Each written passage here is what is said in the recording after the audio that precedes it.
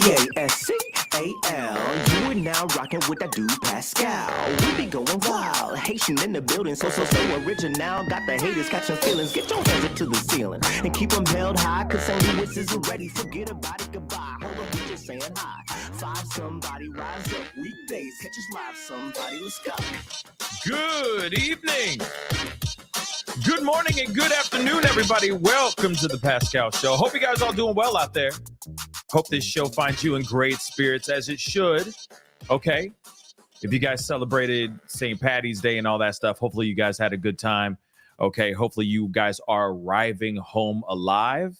Okay. Hopefully you guys got a DD and all of that good stuff. You know what a DD is. Okay. Make sure if you're going to be out here kicking it throughout this weekend and all that stuff, which the weekend's already over, but you know what I'm saying, that you got home safe. And if you're listening to this en route back from the bars, hopefully you are with a friend, sober. That person's sober, taking your drunk ass home. Okay. Again, we got a lot to talk about. There's a few things that have been popping off as I was away. It's crazy. I walk away for like 2 seconds and then that's when everything starts popping off. Okay, so we got a few things we got to talk about. This is not going to be a super long stream, but there was just a couple topics or a couple things that happened over the course of this day that I think were pretty crucial. And I have a lot of questions, guys. Like I've said before, I got questiones. And I think I have every right to have those questions, just like you guys have these questions too. So please do me a favor, hit that like button down below, crush it, send it past 300 likes as you start to file into the show. Okay, good evening, good morning, and good afternoon to every single last one of y'all. Hopefully you guys all do well. Welcome to the Pascal Show. Crush that like button, please, and thank you. Don't forget, hit that reaction button if you're watching on Facebook.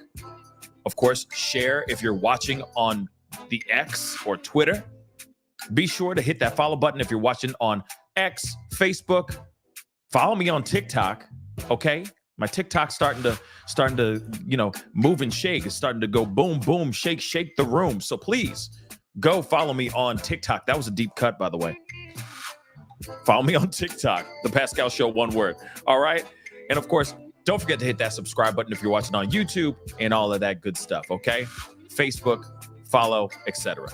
Go check out my Patreon, patreon.com/The Pascal Show. Hit that join button down below if you're watching on YouTube and you want to support the channel. That would be greatly appreciated. Check out pascalmerch.com. Got some cool stuff in that store. So go. Show some love. That'd be greatly appreciated. Okay, let's get into this. Let's get right into it. Okay, as you guys already know, we've been discussing Riley Strain. And of course, there's been a lot of crazy stuff that's been going on. There have been people, which I am very blessed to have a platform in which people can call in and say what they need to say, especially if they have information revolving around something as mysterious as the disappearance of this young man. Of course, we are all still trying to figure out what's going on here. This young man was here and then he was gone. We still don't know what's going on. He got kicked out of a bar. He was kicking it with his friends. I'm hearing some new information about that as well, which is interesting. Okay, just been hearing things through the grapevine and through these internet streets, which we will be talking about over the course of this show. But he was kicked out of this bar, Luke's 32 Bridge, okay, which is Luke Bryan's bar. All right. He got kicked out because he was being overserved. In other words, he couldn't stand up straight. Okay. He was very, very inebriated. He stumbled through the streets of Nashville. Okay. And then he just disappeared, vanished without a trace.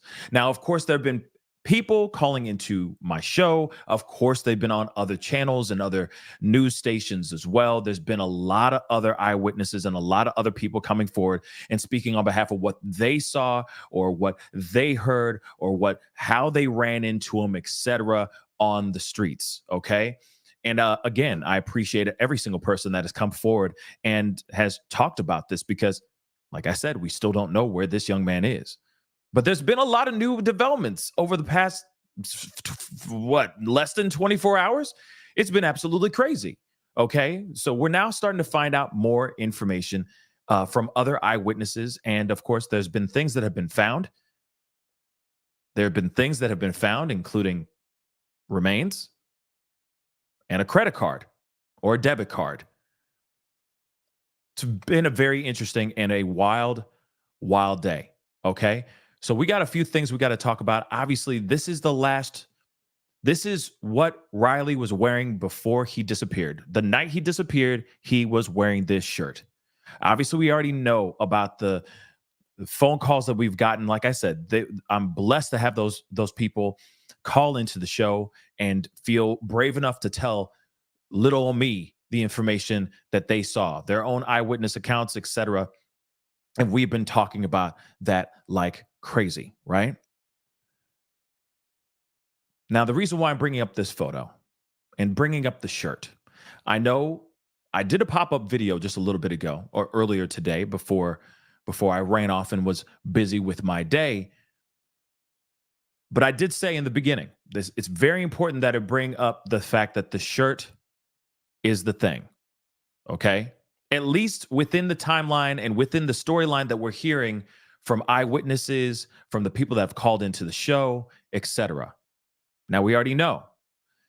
We had Sabrina call into the show, which was a blessing. She talked about seeing a homeless man wearing that exact shirt, or a shirt that looked close to the shirt that he was last seen wearing. Then let's scoot on by a couple days later. We had another phone call by another individual by the name of Chris. He does a lot of work, a lot of TikToks and a lot of work with the homeless as well. He did his due diligence. He jumped in, okay, and I appreciate what he did. He jumped into Tent City, okay, allegedly the place that Sabrina saw this homeless man wearing this shirt, and he started to interrogate or, investigate, ask people things, ask around, so on and so forth. People in the area were basically saying, yeah, this guy is actually wearing that shirt. That is that shirt. Now, the question is it the exact shirt? Is it the exact shirt that Riley was wearing? So on and so forth. That's still up for mystery. That's still up for questioning, right?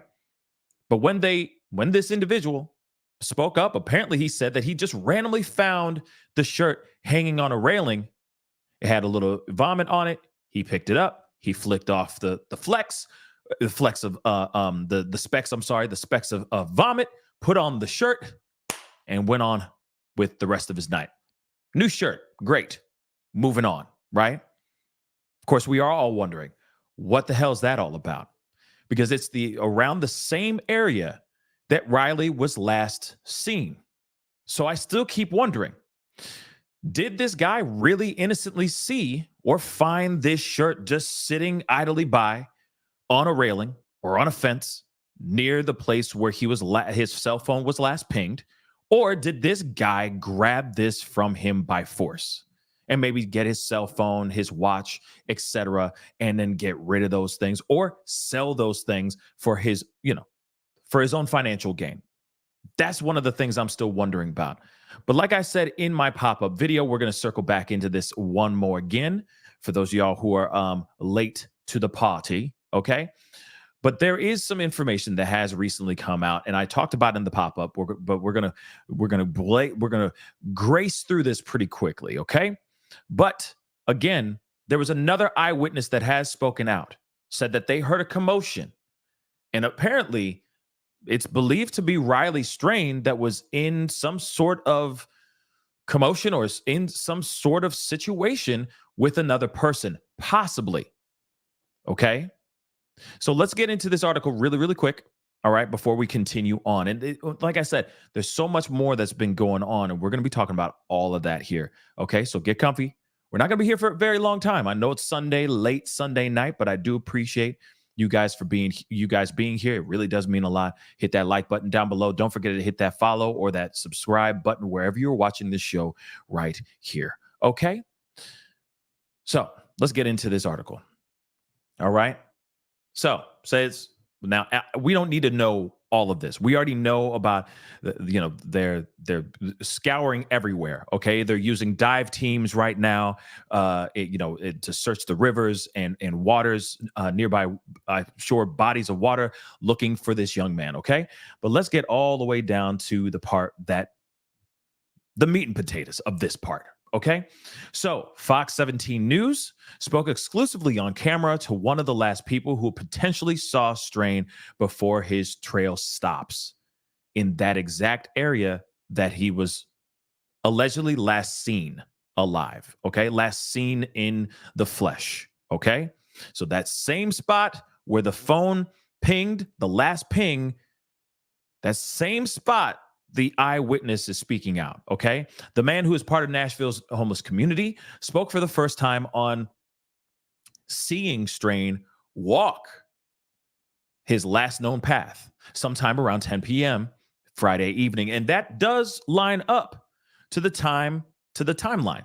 Okay, so this area in which he was at and this situation are around the same time.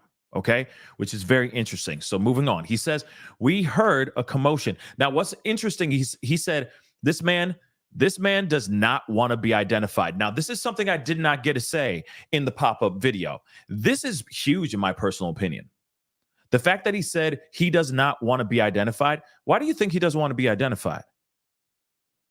I mean, there's plenty of possibilities here. But one of them that I lean on, that I automatically think, is that he knows that people are whoever is involved could be a dangerous individual, could also be living in Tent City, and he doesn't want to put his face out there. Because I'm sure if he's identified, maybe he can get himself in some serious trouble in Old Tent City. Think about it for a second. That's a community as well. It's a small, it's a tight community in that area. There could seriously be some sort of, somebody just said it in the chat, Jericho just said it, retaliation. There could be retaliation even just for him speaking up. Yeah, I saw something. There was a commotion on over here, blah, blah, blah. Maybe he knows more. We don't know. But like I said, he's not wanting to be identified. Either it's because he's got priors and he don't want to get in trouble, or he's worried about getting in serious trouble out here in these streets. That's the other possibility as well. Just wanted to point that out. Something that popped in my head after I got done with the pop-up video. So he says he lives near the river with his wife down the embankment from Gay Street. We looked back up. He almost fell over. The last bush right here or right there caught him. He was very, very, very intoxicated and never seen anybody stumble that hard before. Our friend Riley was drunk as okay. He was drunk, y'all. Okay. And this guy saying, I've never seen somebody this inebriated. Okay. He said he didn't head closer to the street to check on Strain since someone else was already there. He yelled up. They said, he's just drunk. He's okay. The man said he reported the entire encounter to detectives and Strain's family. Okay. He said Strain continued the same direction up First Avenue. However, that's where Strain's trail stops. No other footage or cell phone activity go beyond that point circa 10 p.m. Okay. Now, of course, they say other security footage just a block up from Justice A.A. Birch building doesn't appear to show Strain pass by, according to his family. Now, one thing that's interesting. I know that there's been a lot of videos circulating around showing maybe like there could be some somebody around around the bridge area, some footage that was seen. I have yet to see it myself. I'm definitely going to be taking a look at it when I get done with this show, or at least try to find it so I can watch it and maybe share it with you guys in another show. But it's still interesting and still shocking to think that there was a commotion. Something was up. Something was going on. This individual, who is this anonymous individual, saw some sort of commotion going on, saw that this guy was very, very drunk, was going to go over and help him out. But then another guy that was near him, or at least I guess by him or whatever, said, "No, we good. He's good. He's just drunk. He good." That's a little bit interesting, right? Again, when I talk about the shirt, when I talk about the phone calls that we received from other eyewitnesses and other accounts from people in Old Tent City, you start to put a little bit of math together. Now, this equation could be completely wrong, or it could be completely right. Just something to put out there and put into consideration. Okay? It's pretty crazy. But the possibilities are real here. Okay? So I wonder, when he heard this commotion, was it the guy who actually found the shirt? Or was there a commotion and then Riley ran off or took off down the street a little bit more, left his shirt behind, and then, you see what I'm saying? Inquiring minds would like to know, right? I got questions. No doubt I have questions indeed. But we're going to continue on. Like I said, we don't have any answers to this at all, which is still very frustrating. Okay? But we're going to get into this next part, which I think is very interesting as well. And again, it's wild, yo. This is crazy. This one right here is nuts. Okay?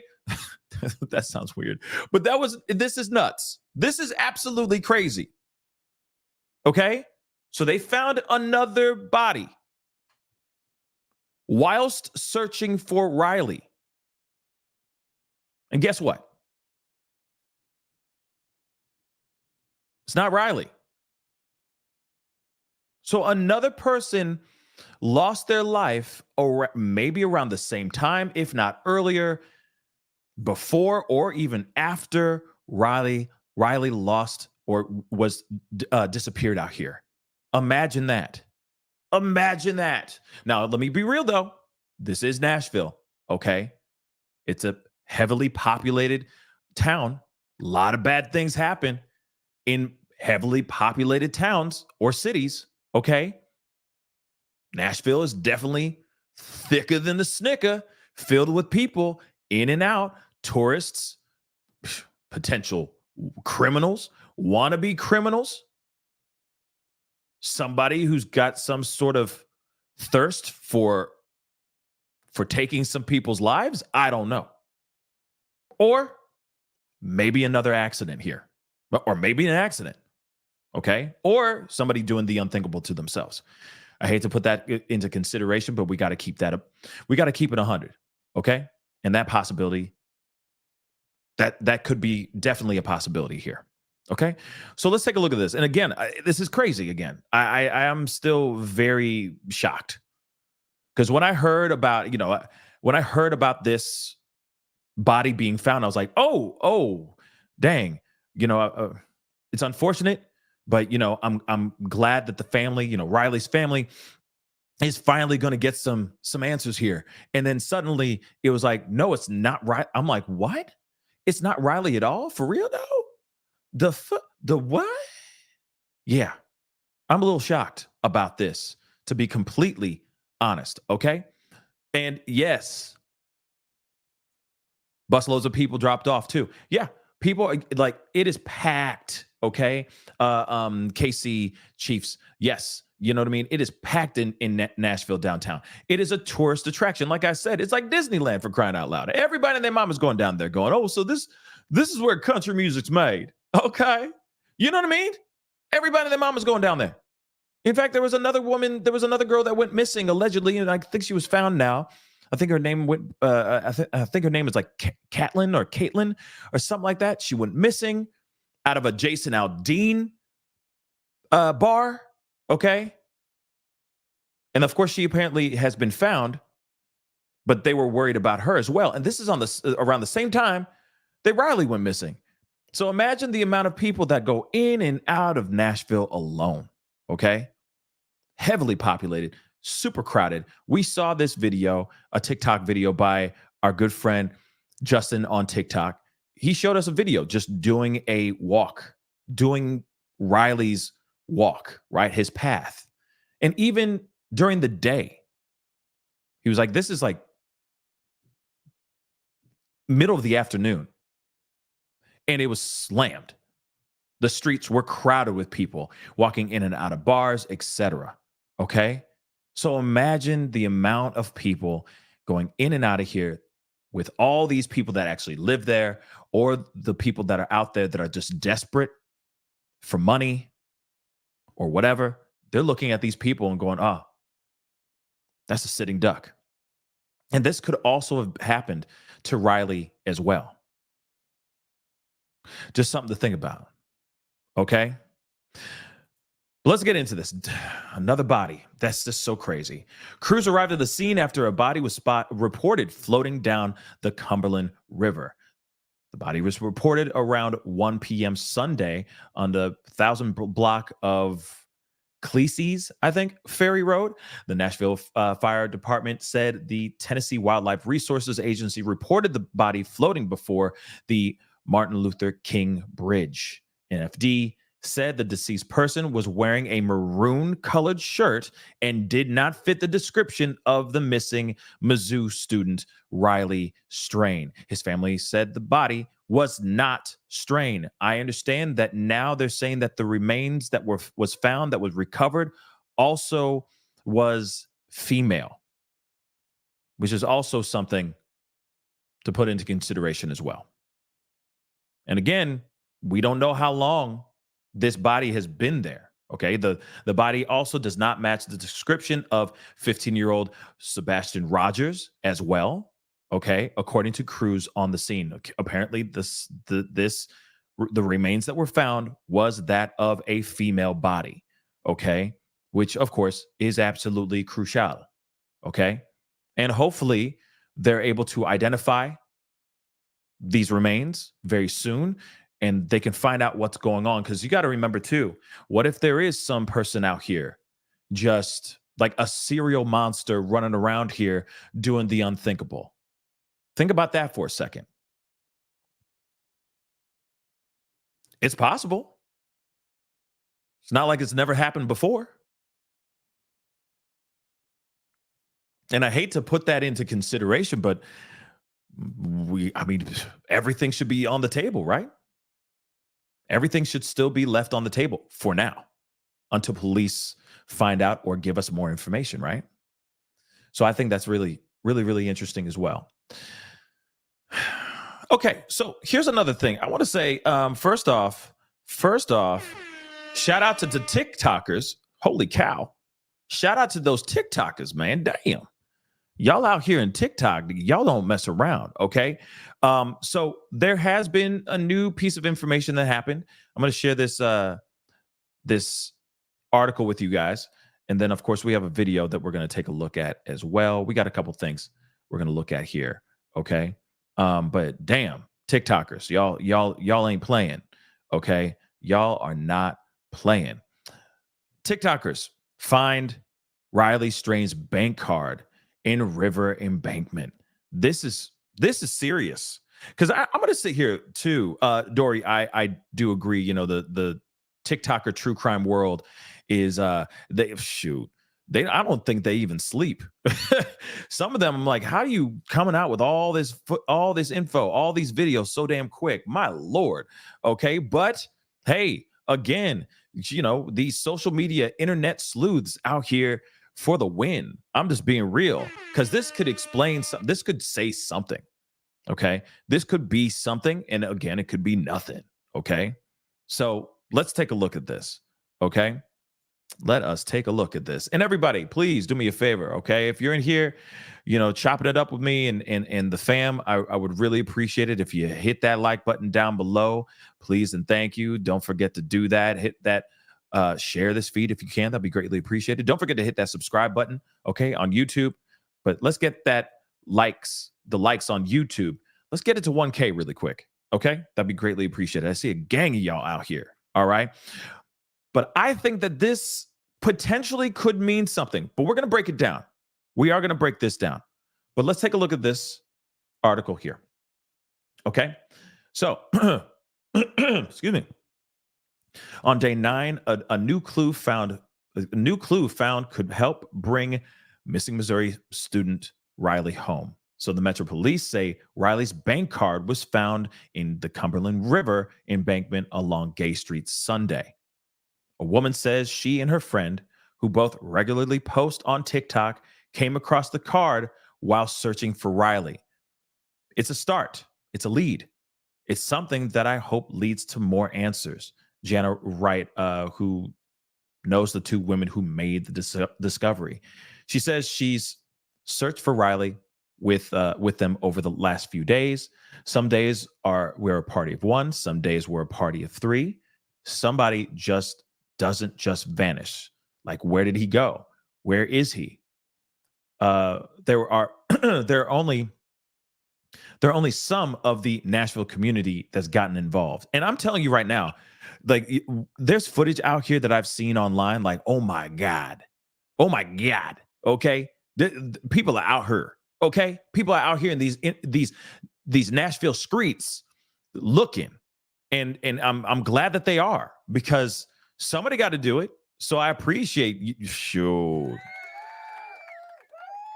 Okay. I approve this message. Okay. Continue doing what you're doing out there. Okay. As long as it's not mucking up investigations, but see how they were able to find that. That's crazy. That's absolutely crazy. Okay. But there's a gang of people out there. A gang of people. I've been seeing footage and I'm like, damn, how many people are out here? My Lord. But that's great. Continue with that same energy. Okay. So let's go. So it says, obviously the father and firefighter Bob Knight tried to retrace Riley's steps to make sure nothing was missed. Okay. I have 4 teenagers, older teenagers that are around 20 to 22. That's interesting. I have 4 teenagers, older teenagers that are around 20 to 22. They're not teenagers. Okay. So to me, it hits home a little bit. The more people that are actually here may find little things like they did today, and it could put the puzzle together. All right. So they are still looking, of course, but the fact that they were able to find this debit card says a lot to me. I got a clip. I want to share this with you guys. Okay. So I want to share this really quick. And yeah, shout out to the TikTokers. Damn. Y'all put in the work, it's greatly appreciated. Let's take a look at this video. Oops, wrong one. That's just the still. But I will share this with you guys regardless. Let me share this with you guys. So this was posted, okay? Anna and Brandy find Riley Strain's credit card today. This is why you help search for missing persons. Absolutely, I agree. And you can see it right there. I mean, his name is right there. Right there. To me, that's absolutely crazy, y'all. That is absolutely crazy. Because you never know. Some people will sit there and like, nah, I'm not going to go out there. It's going to be a waste of time. I'm not going to uncover anything. I'm not going to discover anything. And then next thing you know, boom. If you actually just go out there and just do a little bit of work, just a tiny bit of combing around. I'm not sitting here saying they didn't do a whole lot of work, but you know what I'm saying. You just walk out there for 10, 20 minutes. You'd be surprised what you find. And I think that's amazing that they were able to find this. And again, I think that this could say something. But then again, it could also say nothing at all. Okay. But I do want to talk about that in just a minute. Let me just share with you guys the TikTok that I'm talking about. Okay. Is Anna from there too? I know she lives here right now. I can't remember where she's from here. But hey, she's right with me to go climb right down. I was like, my type of gal. No hesitation. I didn't know about you doing all that by yourself. Look at her. Got a stick. That's my pepper gal.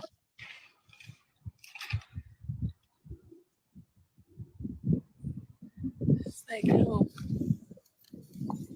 Well, I know the homeless I saw up above, they would have like a couple spots, like old fire pits or something. Old spots they'd burn stuff to see anything around, freezing out like that. I don't think they do right here, or at least where that guy's tent is, because he's talking about how cold. What? You found his credit card? We found his credit card. We gotta hang up. We gotta hang up the phone. Oh my God. I think this is absolutely crazy. Okay, the moment that they found. Oh my God. Yeah, no kidding. It's, oh my God, indeed. They're finding it in this particular area. And again, let me share or show you guys. Hopefully I can get to a decent spot here. Now, what I find to be very interesting is hold on, shoot. Come on. Where are you at? Okay, here it is. All right. Remember we talked about like the embankment and how tall, how steep it is. You see, like, let me use this mouse, okay? And shout out to, Nobody Left Behind, Anna Clending, and Riley Lively, okay? Shout out to all three of them, okay? I need to give credit where credit is due, okay? But what's interesting is the embankment. All the way up here, up near the numbers, is kind of like the top where the street is, right? And again, it's interesting that if he was to fall, you're telling me he would just bounce? Like he's not you see what I'm saying? He's not a rubber ball. So why would he just bounce this much into the water? Something's not right here. Either he went down there, or maybe he was chased down there, or maybe he was carried down there. But regardless, that doesn't make any sense. Now, where they find his credit card is something to think about, or his debit card is something to think about. Think about this really quick, okay? There's a couple different options that could have happened here. In his drunk mind, remember he was browning out, guys, okay? Basically blackout drunk. What are the chances of him actually taking the debit card after he bought some drinks and putting it with his cell phone and shoving it in his pocket? He's so drunk, he's not thinking about putting it in his wallet. He's just putting it in his front pocket with his cell phone. Now, things happen like this where people take their cell phone out and they have something in their pocket, like a piece of paper or a card, whatever it may be, and it falls out of their pocket, right? There is a possibility of that actually happening here, right? Or somebody was trying to take his stuff and they took his stuff. But in a way, I keep wondering, why wouldn't he if somebody was going to go and try to rob you, why wouldn't he just take the debit card as well? Unless he just felt like if a crime was done, maybe he was like, you know what? I don't need plastic. I want green. I want dollars. That's the only thing I need, right? So if that is a possibility, if something happened to him, maybe there was a tussle. Because why wouldn't his debit card be in the inside of his doggone wallet? Think about that. Why would his debit card be out of his wallet? I really think I think that there is a little bit of foul play here. I know police aren't looking at this as foul play yet, which is so weird. Okay. And yes, that was the other thing I was going to say. The credit card could be tracked. That's the reason why he's like, I don't want plastic. I want paper. Give me that green. That's all I give a damn about. That could very well be it, right? He either had it in his pocket with his cell phone, pulled it out, and it fell out. And it's just an innocent thing. Or Someone took his stuff, took his wallet, rummaged through that thing ravenously, and said, "Don't need that, don't need that. I need the cash." But then I keep wondering, where's the wallet? Did he just take that with him, but toss everything else? To me, that's a possibility as well. Like I said, we just got to play every scenario, every possibility here, right? But where is the wallet? If there was a wallet, because there's guys out here that don't like using wallets, which is weird. I will be honest. That's a little bit odd. Let's keep it a buck. Okay. But if that debit card was in a wallet, where is said wallet? Again, unless he's this guy or the person who did this crime against him, if a crime was done against him, was rummaging through his wallet and said, "I don't need all this plastic. I just want the paper. Like, I would just want the cash. And you know what? This wall is kind of nice. I'm taking it." And he kicks rocks. Good possibility. Again, I don't think that Riley was so drunk that he would actually pull out his debit card thinking that like the embankment is a freaking ATM. Think about that. Why would he pull out his debit card? Of all things, why? Like I said, it doesn't make sense. Police are still saying that this ain't foul play. To me, this screams foul play. Somebody took his ish. Here's another possibility, though, too. Here's another possibility. And there's so many possibilities, and it's frustrating, guys. But just ride with me for a second, okay? We're going down 15 different routes, but F it. We're going to try this one, too. What if he sat there and he was drunk, passed out? What if he sat down and he was just slumped over, passed out for a minute? Somebody saw that as an opportunity to take his ish, walked over there and just took his ish. Try to snatch it and move on. That's a possibility too. Remember, this guy, one of the last moments we saw of him was him falling, and it looks like he hit his head pretty hard. Now, he could have been concussed. He could have felt dizzy, worse than he felt before he even left Luke's 32 bridge. Maybe the injury, the liquor, and God knows what else that was in his system start to kind of turn into a perfect storm, a trifecta, right? So he passes out. Remember, he allegedly puked on himself. That's at least what they say, what the guy who's wearing his shirt is claiming, right? But what if they actually looked at this opportunity of this passed out, drunk, young kid and said, "Hey, he is primed for the picking. He won't know if we take his ish.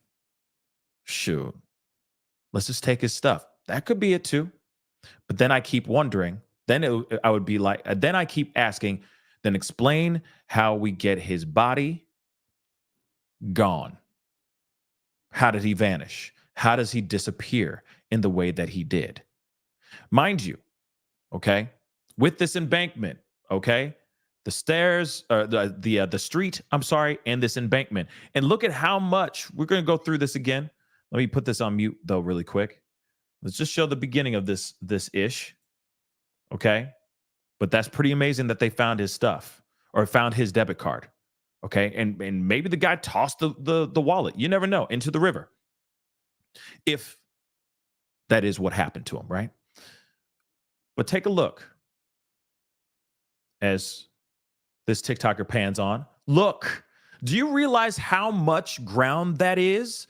Okay, you'd have to be freaking Superman throwing, if you were to push this dude, you would have to push him so hard. You'd have to be Superman strength pushing this man into the water. Okay? You'd have to throw this man into the water. So either he woke up or not woke up, but either he was being chased he was trying to get away, or he was, and if he's anywhere in this water, he got a little too close to the water because he was trying to wash himself off, maybe. Let's not forget this too, y'all. He might have needed to take a leak. No one's ever thought about that either. He might have needed to take a leak. And you know for a fact that he's not going to sit there and try to, well, maybe not. I don't know how drunk. Clearly he was out of his mind. But what if in his mind he's like, man, there's too many cops around. I need to get down there so I could take a whiz.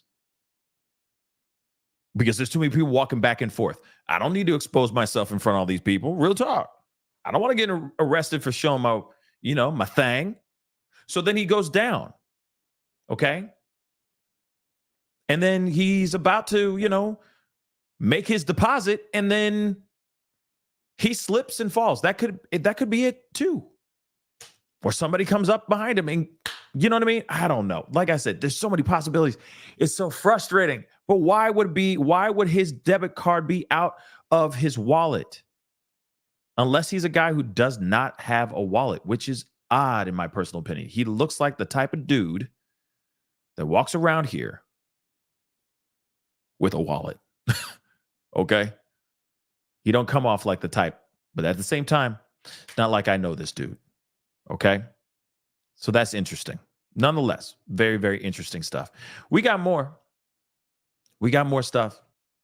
Again, please be sure to hit that like button down below. Let's get it past 1K. I'd love to see 1K before the shows end. We're almost there too, by the way, to the 1K goal. So please hit that like button down below. Let me get the super chat here, or super sticker really quick. Faza, thank you so much for the 6 Australian dollars. I appreciate it. Thank you so much. All the way from Australia. All right. Good day. Appreciate you. Thank you so much. I appreciate it so much. Okay. Thank you so much for the support. All right. But let's continue on. All right. There's more. But I am still wondering what the F. Okay. But I wanted to show you guys this other TikTok video real quick. Let's take a look at this. Oops.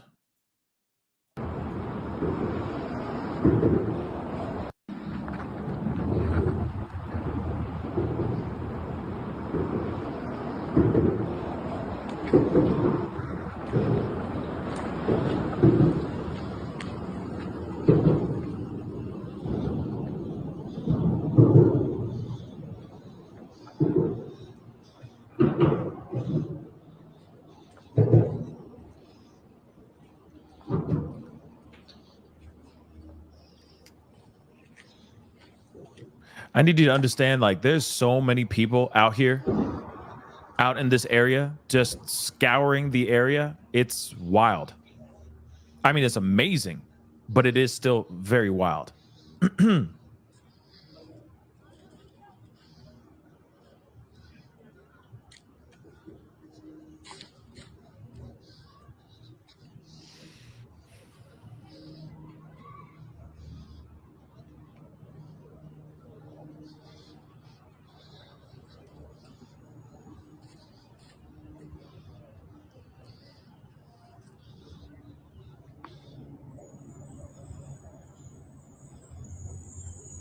Now, I want to point something out here. Again, if he was to trip and fall, this would have to be an incredible fall.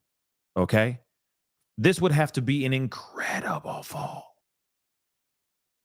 I don't think that he just tripped and fell all the way up here. Okay? From here. I'm going to say that right now. I don't think so. I think he came up. Okay? He came up, went down there, went to the bank, if that was the case. Maybe to take a leak, maybe to wash himself off, maybe to continue puking. You never know. Because I know that some people are speculating that maybe he went down there to take a nap. Bruh, do you realize how, like, the jagged rocks, and that does not look very comfortable. Now, does it to you? Last I checked, I like my bed soft and mushy, not jaggedy and filled with rocks. That does not sound like a pleasant sleep. So if he was to go down there willingly, something, he had to have been doing something. Okay.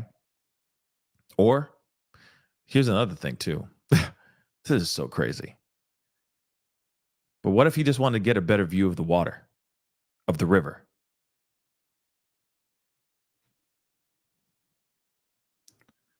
Possibilities are endless. They're so endless. Let's continue with this. Have mercy.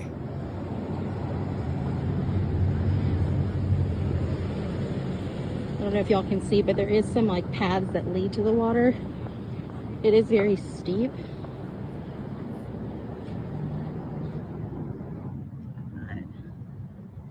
There are some paths.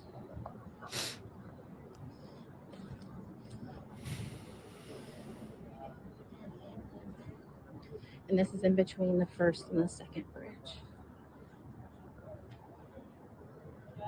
You're starting to get an infection all the way up here.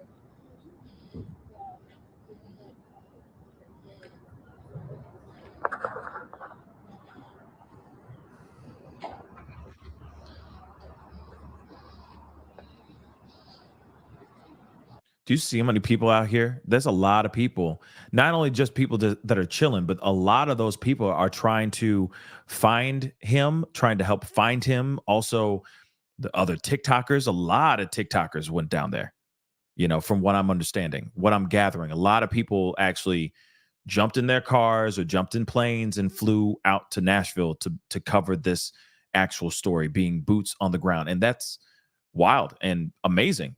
But there's a lot of people in the area trying to, break this case. Okay. Which is very, very interesting. All right. But again, if he was to be like, oh, I'm tired, I need to lay down.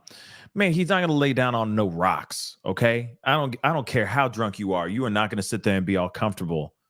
Just curled up on some rocks. Nah, you ain't doing that. I really do think that something happened. I feel like he was followed. I think that somebody saw him on his walk. I don't think this was a thing where he was at Luke 32 and somebody goes, he my target. No, I don't think that happened. I really don't think that that's what happened. I think that he was drunk. They kicked him out. He walked down the street. He was extremely, very visibly intoxicated. And then he may have walked by some dude in the darkness and he said, that be my target. And then, of course, something bad happened. That's what I think. I think he was actually followed at some point, then attacked. And then God knows what happened to him after that. But I think it was for trying to get his money, his phone, his watch, any type of valuables that he had on his body. But he definitely was somebody that was a sitting duck. And he just didn't know it. And I think that's the real sad part of it. I have yet to have heard anything about there being a reward. If there is a reward, that would be news to me. I don't know. I don't know about that part. I don't know about that part, but that would be news to me for sure. Okay. Now I do want to share this too with you guys. Apparently, they're saying that the credit card was identified by the parents, by the stepfather. Okay, that his credit card was found near where his phone was last pinged, near Cumberland River, between Woodland Street and James Robertson Parkway. And of course, that's where his the exact same spot or area where his trail stops, which is still very weird, guys. Like I said, it just doesn't make any bloody sense. Okay. I also think that it's very crazy that while they are looking, while they've been doing this search, they find remains in the river. And I keep wondering, I definitely have to ask this. They might not be connected at all, but then again, they could be too. And that's, I think, something that we need to put in our pipes and smoke on that for a minute. What if there's a connect between the disappearance of Riley and this remains, this unidentified Jane Doe? Something to think about, for sure. Okay? Definitely something to think about. All right? Don't forget to hit that like button down below. We got more. Don't worry. Stick around. We got more. We got more stories. We got more things to do. You know what I mean? We're still talking about Riley. Okay? Not running off the beaten path here. Okay? But we got a couple other things I wanted to share with you guys again. Now, there were a few other videos that I didn't get a chance to cover the other day. So I wanted to share those things with you guys right quick. Just trying to find the video. Hold on. Sorry, guys. Yep, here it is. So remember when I told you guys about when I called out, and maybe they watching this show. I don't know. Maybe they watching this show. Maybe people watching this show. Okay. I appreciate you guys. All right. And for those of y'all who are watching the show, I appreciate you. Especially news. Sup, news? Holla. Anyway, one thing I do want to point out. Remember I said this on the show. I said, hey, you know how when this video where he's crossing this path? Let's not forget, as he's crossing this path, let me just a quick trip down memory lane. He's crossing this path. Okay. He is obviously he's right here in this circle. He's obviously extremely, extremely drunk. Okay. At least visibly. Very inebriated. Barely can stand on his own 2 feet. He's walking across this crosswalk. Everybody and their mama in this shot is looking at him being like, damn, he drunk. Now, remember when I said these two right here? I called them out too. I was like, yo, those two, this girlfriend is looking at him and then turning back at her boyfriend or husband. I don't know their relationship, but turns back at her man and says, basically like, yo, that dude's drunk. That guy's really drunk. Let me say this too. Everybody else that was in this intersection that saw him in this moment saw that this mother lover was drunk. He was drunk. He was very drunk, barely walking, right? Even the girl, and I'm wondering why they haven't. I hope these two girls right here, especially the one in the cowboy hat here, I hope she speaks up soon. I'm going to keep it real. I hope she speaks up soon because she is the only person in this video that has some sort of correspondence with this young man. It almost like she's like, you okay, baby? Something like that. Hey, bro, you good? Whatever it is. You okay, man? Whatever it is. He kind of turns and looks at her, stops dead in his tracks. And it's almost like he just said, like, I'm fine. And then turns around and kept it moving. Right? So I sat there and I'm like, okay, aside from that, hopefully she speaks out. Hopefully she steps forward because she may know something too. They walked further on down the street. Maybe there was something else that they saw. Maybe he veered off. Maybe he didn't. Maybe he tried to holler at them, trying to get their numbers. You know what I mean? How was he? What was he coming off as when they saw him walking down the street? But I did mention people saw him very visibly drunk. These two allegedly speak out in this news video, in this news clip. Let's take a listen to it. The two that I said, man, somebody better start talking. People better start talking now because that intersection, everybody saw that he was drunk. Everyone. And I will say this too. I'm sure there were other people that weren't caught on that camera that if they were out here, lurking and thinking of something diabolical, they would have seen this. They would have seen this young man, this inebriated, ripe for a crime. If they saw him like this, I guarantee you, them thugs out here in these streets that were lurking in the background, we're definitely seeing him too. Let's continue. Let's take a look at this video. It marks 1 week since Missouri college student Riley Strain vanished while visiting downtown Nashville. Thanks for joining us here at 6. I'm Rory Johnston. And I'm Hunter Hoagland. Crews have spent days now searching for the University of Missouri senior. We're talking on the ground, in the air, and in the water. Still, though, no sign of Riley Strain. That's right. Kelsey Gibbs, though, spoke with a local couple who think they might be among the very last people to see him. It's all on the surveillance video. There but they where are. So we just crossed up here. like crossed. It was kind of like a split. James Webb and Erica Hart say they will now never forget the walk back to their car last Friday night. It didn't seem out of, context for being downtown. The couple didn't realize the importance of that walk until they saw the news last night. It was this surveillance video that caught their attention because it's one of the last pieces of footage of missing University of Missouri student Riley Strain, and they were also in the video.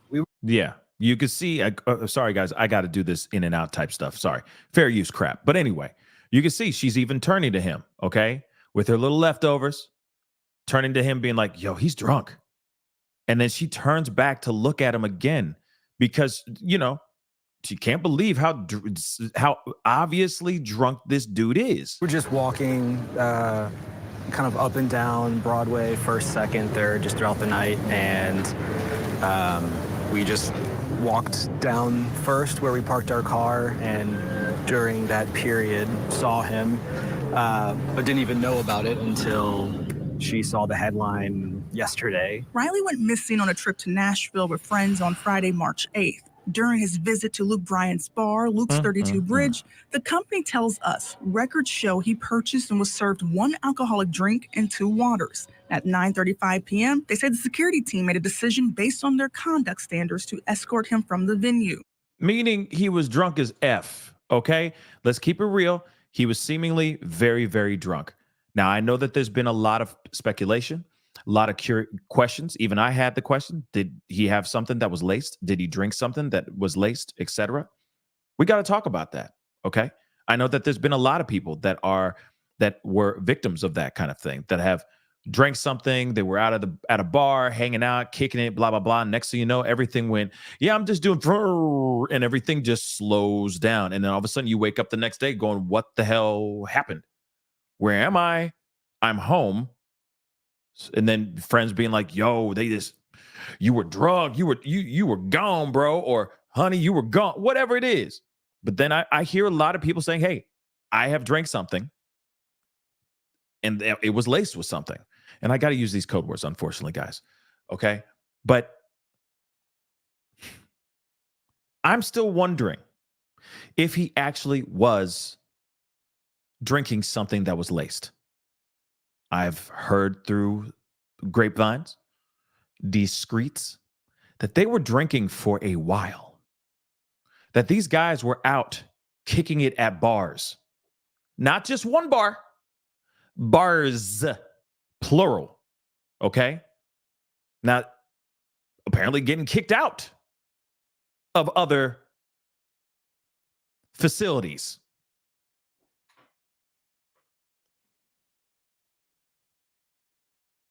Again, what are the chances of him actually drinking something that was laced? Let me also say this too, okay? This weekend, there's a lot of people that were wearing green and getting crazy and kissing me, I'm Irish type thing, right? There's been a lot of people that were out kicking it for a whole day yesterday. A whole doggone day. All right? More than just a couple hours. And guess what they were doing? And drinking, partying and BSing. You know what I'm saying? So, the drinking culture is real out here, especially in the fraternity world, in the Greek world. It is real, okay? The drink culture, the alcohol, binge drinking culture is real. There's now stories being said. Don't know if these are actual true or not, but I'm going to say them anyway. That they were drinking way before that. Way before they got into Luke 32 Bridge. That's something that's huge, in my personal opinion, and to put in consideration. Now, again, there's plenty of pub crawls and all that kind of stuff where people go and tie one on all day into the night to the point where they can't even stand up straight by the time the ugly lights come on. You know exactly what I'm talking about. Okay. Closing time. You know what I mean? Suddenly, ugly lights come on. You're like, oh, damn, that's what you look like? Oh, my God. You know what I mean? The ugly lights. That's what the bar looks like? Oh, my God. Y'all need a paint job and a real deep clean. Oh, my God. Thank God for low lighting and mood light, right? People kicking it all day, all night. You have a massive hangover the next day. But a lot of times you are drinking to the point where you can't even think straight. You're saying crazy stuff. You're dancing to songs you never thought you'd be dancing to. Okay? Real talk. You're shaking your ass to Party in the USA like that. And you're like, wow, what the hell am I doing? Why am I shaking my ass to Miley Cyrus? I'm just being real. Those things do happen. And some of those times, you are too drunk, you get kicked out. Not because something was laced, but because you were hitting bars, okay? And I am not talking about Eminem, not Diddy, oh my God. But you know what I'm saying, okay? Period. You're going to go kick it. It's a whole day. If it's St. Patty's Day, if it's Mardi Gras, if it's spring break, whatever it may be.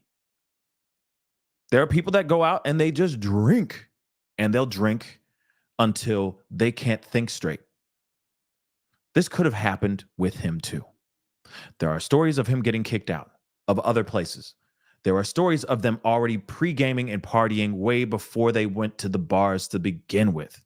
You got to put all those things in consideration before we instantly think that he was laced, he drank something laced. Now, the culture, the lacing culture in Nashville definitely needs to be investigated without a shadow of a doubt. That definitely does. That's bad. And it's insane that people are going out there, taking one drink or a shot, and they can't even remember what they did that night. Lucky for a lot of y'all that have had that happen to you, you live to tell the story. You're still alive to tell the tale. Okay? But you also got to remember, these guys were kicking it. They were down there to enjoy a convention for fraternities. What do you think a fraternity convention entails? I'm sorry. What does that entail? What are they doing? You know, we're here to hear ye talking about the new Greek letter that we're going to be bringing into fraternity life. What do they bring? What is that convention for? No disrespect to the fraternity life and you Greeks out there, but at the same time, what is it for? To kick it more. All together. Let's be real.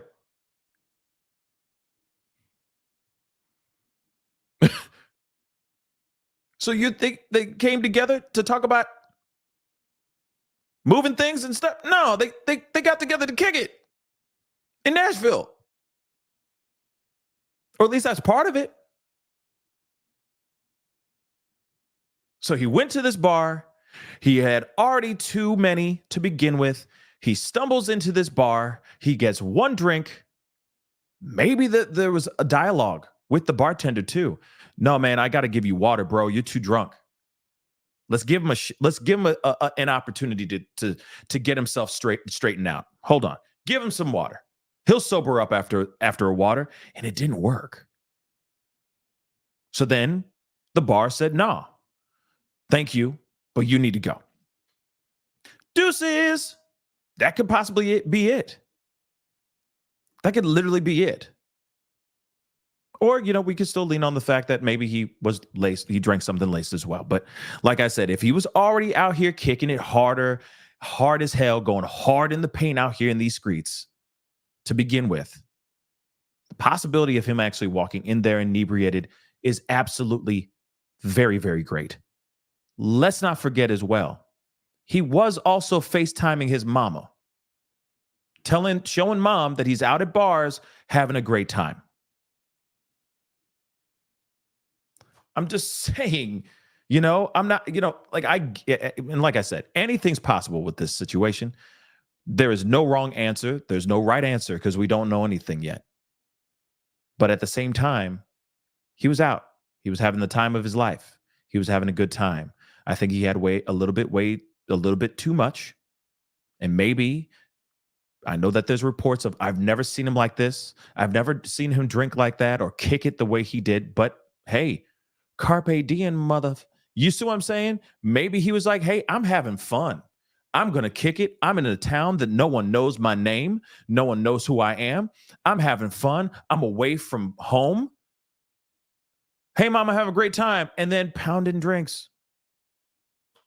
I want to come back home with a story to tell.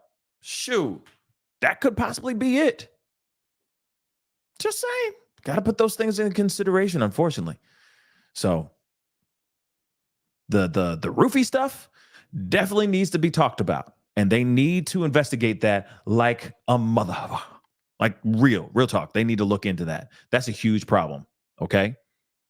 But I don't know if he actually drank something that was laced. I just don't know. He was then followed downstairs with one member of his group. The person with Riley did not leave with him and returned upstairs. Yep. His next and only movements so far were caught on surveillance cameras. He was on the phone at one point. We thought talking maybe to someone. We couldn't really hear what he was saying, but we saw him holding a phone. James and Erica say they simply glanced at Riley and his behavior didn't seem unusual for a Friday night downtown. But they said he headed north on Gay Street. I even said to you, I was like, it looks like he's headed home. The couple contacted police and now hope by sharing this, more people in the area can review their cameras. If the direction he was headed helps at all, then we know that much. In Nashville, Kelsey Gibbs. Yeah. And I'm also, it's frustrating and disappointing when you hear about his fraternity brothers and that whole thing. And like I said, no one should be attacking the fraternity and his fraternity brothers. But at the same time, it does break my heart that I thought it was like no brother left behind type thing. There should be a buddy system of some sort. And I think that should be something that every single Greek house should look into. That's even with the ladies too. Okay. That's even with sororities. Real talk. But then outside of that, I really do think that there needs to be more buddy systems. If you know for a fact you're going to be going out here and kicking it, if you're going to go to bars, okay, if you're going to do these pub crawls and all that, you know for a fact what the pub crawl entails. You're not going to each one reading passages of the Bible and doing shots of Perrier. Let's keep it real. You ain't doing that, okay? You're going there to not remember what you did that night. Let's keep it real. Okay, so there should be some sort of buddy system or some sort of system put together. I think that they did him a little dirty. He was obviously very, very drunk, but you also got to put in consideration as well that these guys were also effed up in the head too. If they were just as drunk as him, I don't think that they're thinking about his safety. And is my buddy okay? No, they're not. They're drunk. They're thinking about the next drink. They're thinking about getting laid. And a lot of them are thinking about McDonald's or pizza. They're not thinking about, let me make sure. They may not be thinking that. But I do think that that's something that should be in the back of all of our heads from this point out. If you're going to be out here kicking it with people. Okay?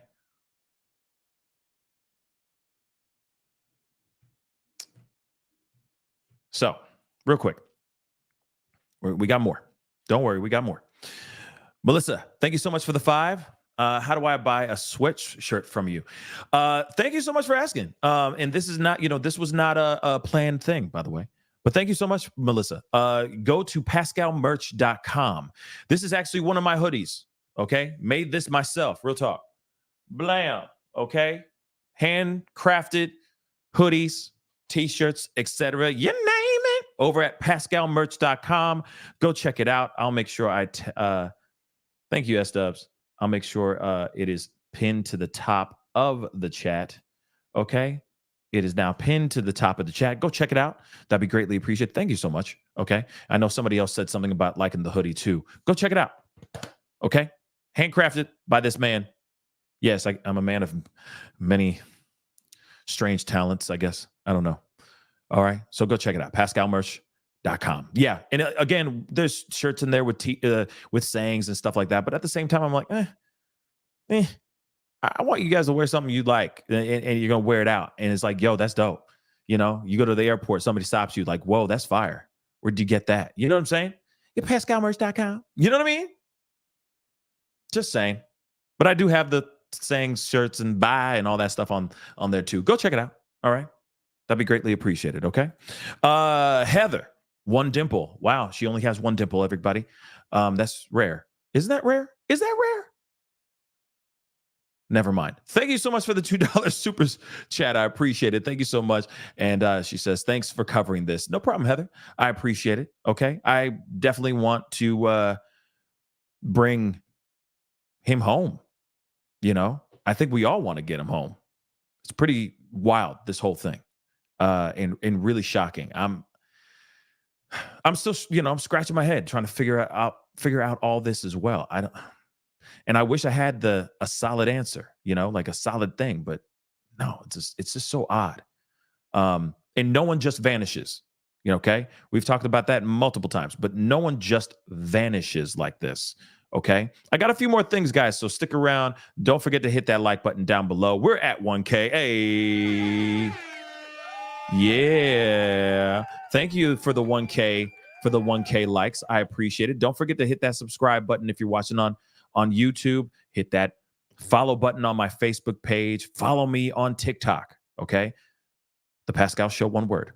I'm also on Instagram. Follow me there too, okay? Show some love over there. And I'm on Twitter. Oh, by the way, yay. I got past 5K on Twitter, on X. Finally, you know how many years I've been trying to get past 5K? Hamburger. So I appreciate you guys for joining me over on X as well. Thank you guys so much. Damn, it took so damn long. Have mercy. But please do all those things. I appreciate it, okay? We got more stuff we're going to look at here, okay? We got more stories to tell. More conversations to have for show, all right? We got another one. Hold on, guys. There we go. Disbelief, this bad dream, wake up, be able to hug my son. A heartbreaking exercise today as Riley Strain's family climbs down embankments along the Cumberland River searching for the missing University of Missouri college student. Strain was in Nashville for a fraternity formal, walked about of a Broadway bar Friday night, disappearing short time later. Fox 17 News' Kylie Walker joining us live downtown where that search is intensifying with each passing day. Kylie. Mm-hmm. Yeah, multiple states and agencies are involved in this search. It's really an all hands on deck effort. Now, earlier today, we saw crews both on foot and by boat. They were circling this area. It's also the vicinity of a nearby homeless encampment. Also, the last known location of Strain and possibly his last interaction. Hold on, real quick. Yes, I think it's great that they have the billboard up for everyone to see as well. I think that's really amazing. But something I saw here, Notorious, thank you so much for the 2. Seen the lady on Facebook that served Riley at the bar. No, I have not. If anybody has that, please send that my way. Okay, please, because I have yet to see that. That would be news to me. Okay, so show some love and send it my way. Shawty, send it my way. Okay, I appreciate it. Let's go. 22-year-old Riley Strain was asked to leave Luke Bryan's bar on Broadway. We know he went down 3rd Avenue to Church Street, and that's where he took a right, walking all the way down till it turned into Gay Street. However, his last known location was between the bridges off James Robertson Parkway and Woodland Street. What's going through your head right now?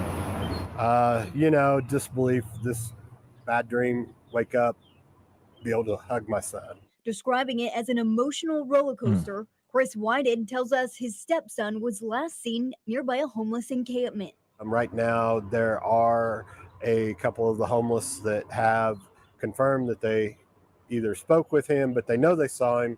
So the detectives are kind of working with that.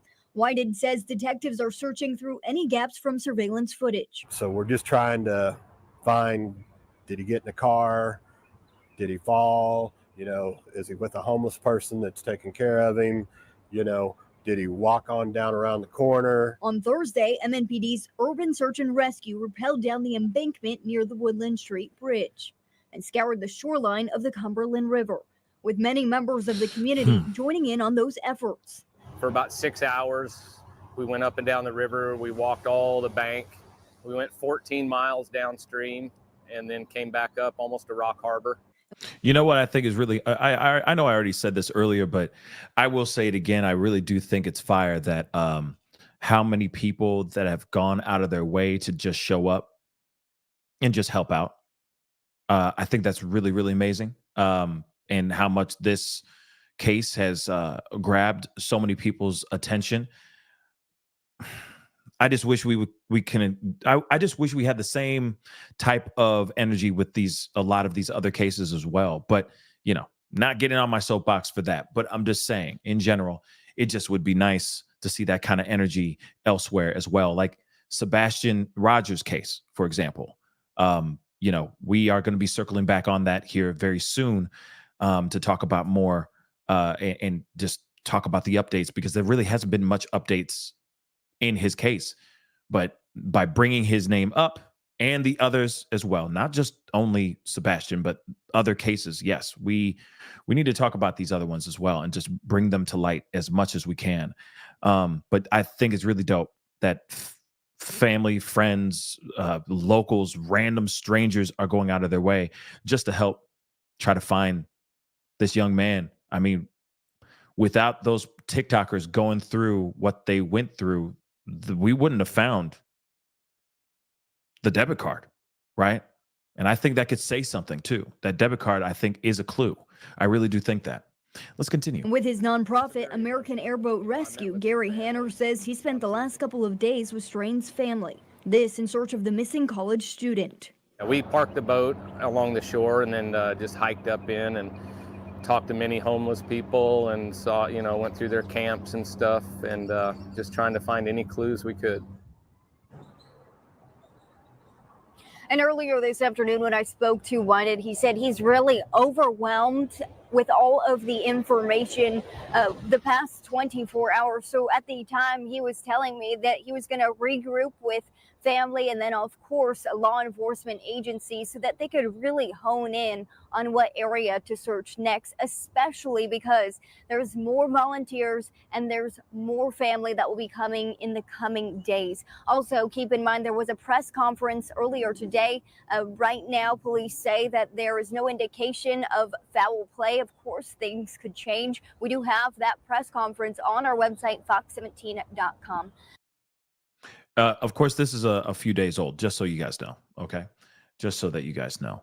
But still, I wanted to share that with you guys because there's some things I didn't get a chance to really share with you guys before. So I wanted to make sure you guys saw those pieces as well. I still have more, of course. Now, I do want to show you guys this because this was in the video. I can't pull up the video itself. But from what I told you about the eyewitness that said that there was a commotion and then they yelled back down like, yeah, he's drunk. He's drunk. He's cool. Everything's okay. Right. Well, this was the photo, or this was the video that they showed of this eyewitness. Okay. Like, he did not want to be on camera at all. And of course, I keep wondering, why is that?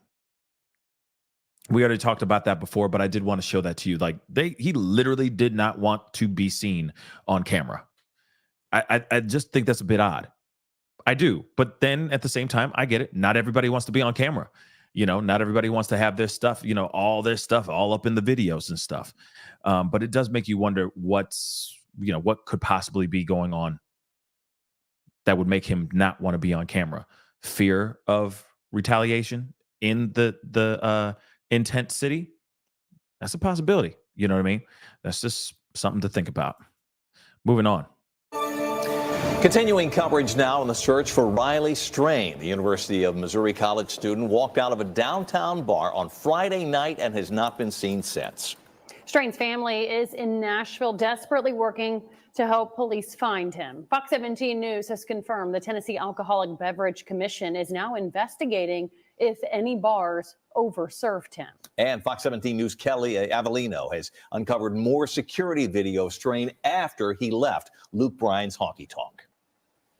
We're working to confirm Riley Strain's exact path that night. We know he left Luke Bryan's bar at about 9:40. I then found new surveillance video today that confirms he crossed the street here and made his way up 3rd Avenue. His disappearance gripping the nation. Riley's father telling me his son got separated from his friends while getting kicked out of Luke Bryan's bar. He was put out of the bar by himself, and there was a time that went by that his friend wasn't able to get out. We believe they were taking care of their bar tab or whatnot.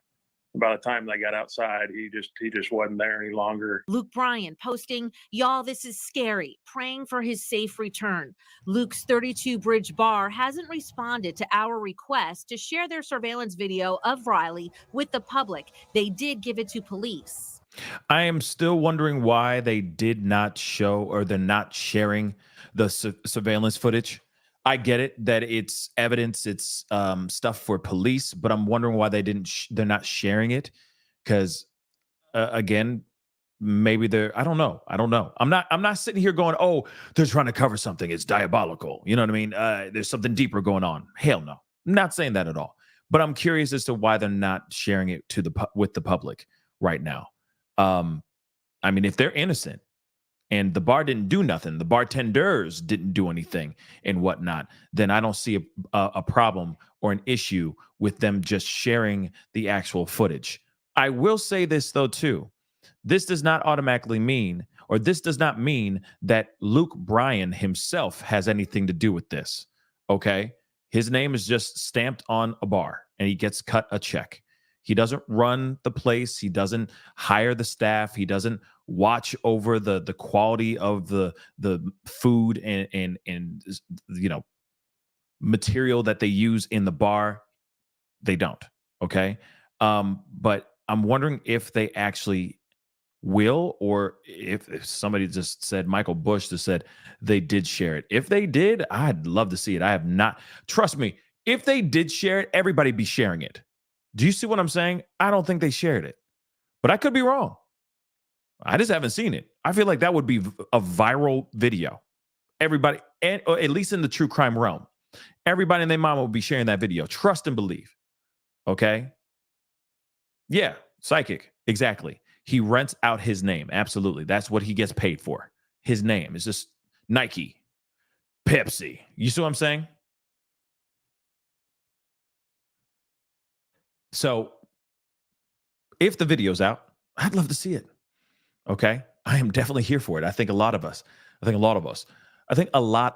are here for seeing that footage just to see what went down. And of course, they're saying that, that they're getting investigated for overserving, if they overserved him and all that. And again, if he just walked in and just had one drink, that's not really overserving, unless he came in and he was obviously very visibly drunk. That would be a problem for Luke Bryan's bar, for sure. But Riley's family tells me they haven't seen it from detectives either. They're not really telling us a lot. If they have more, they're keeping it tight-lipped right now. The Old Red Bar across from Luke Bryan's also confirming they have video of Riley crossing the street and are only sharing it with investigators. This security video from the Escape game room on 3rd Ave shows what appears to be Riley walking by. You can then see him running onto Church Street and then slamming into a pole in this parking lot. Another video then shows Riley stumbling up First Avenue towards Gay Street near the river, holding his head. His phone last pinged near Public Square Park at 9:58, according to his family.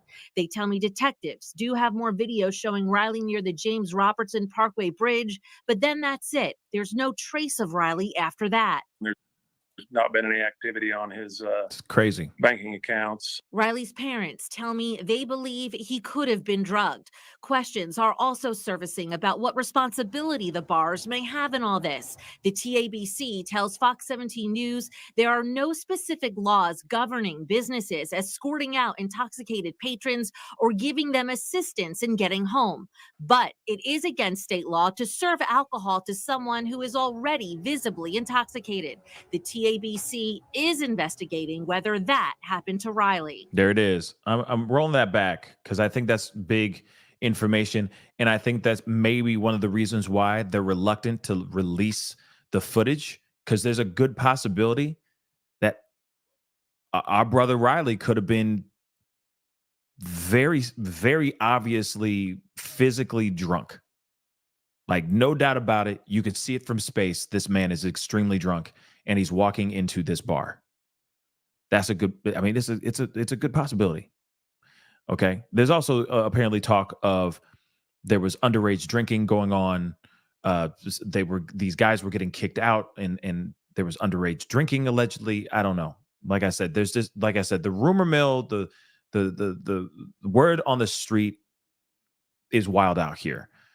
I'm waiting to hear if there's any of these things that are actually true. Right. But if he was kicking it and going from bar to bar, and if he was kicked out of another bar before this bar, that tells you that this guy was very, very drunk before he even walked in. Just saying. And also, if he was that visibly drunk, why did they serve him a drink? I think that's where they screwed at least if that's true, I think that's where Luke's 32 bridge screwed the pooch. Fox 17 News, there are no specific laws governing businesses escorting out intoxicated patrons or giving them assistance in getting home. But it is against state law to serve alcohol to someone who is already visibly intoxicated. Listen, it's not their legal responsibility to make sure to get your drunk ass home, to make sure you get your drunk ass home safely. There is no rules with that, but there is a rule about how much drinks that they actually give you, especially if you are already messed up. If you're already 2 sheets to the wind, they shouldn't be pouring that shot of Fireball. They shouldn't be pouring you that beer or that cocktail at all. Interesting, right? Which I get it. As soon as you walk out of the vicinity, it's not their responsibility to get you home safe. That's your responsibility. In fact, that's your responsibility and your friends' responsibility to make sure you get home safe and in one piece. But they may have screwed up when he walked in. Again, this is, I'm sure, a gang of men, a gang of fraternity guys walking in just absolutely ish-faced, okay? The TABC is investigating whether that happened to Riley. And Riley's family tells me the United Cajun Navy is on standby, ready again to help search the river as soon as investigators give them a better idea of where exactly to search along the waterline at this point. I'm Kelly Avellino for. Okay.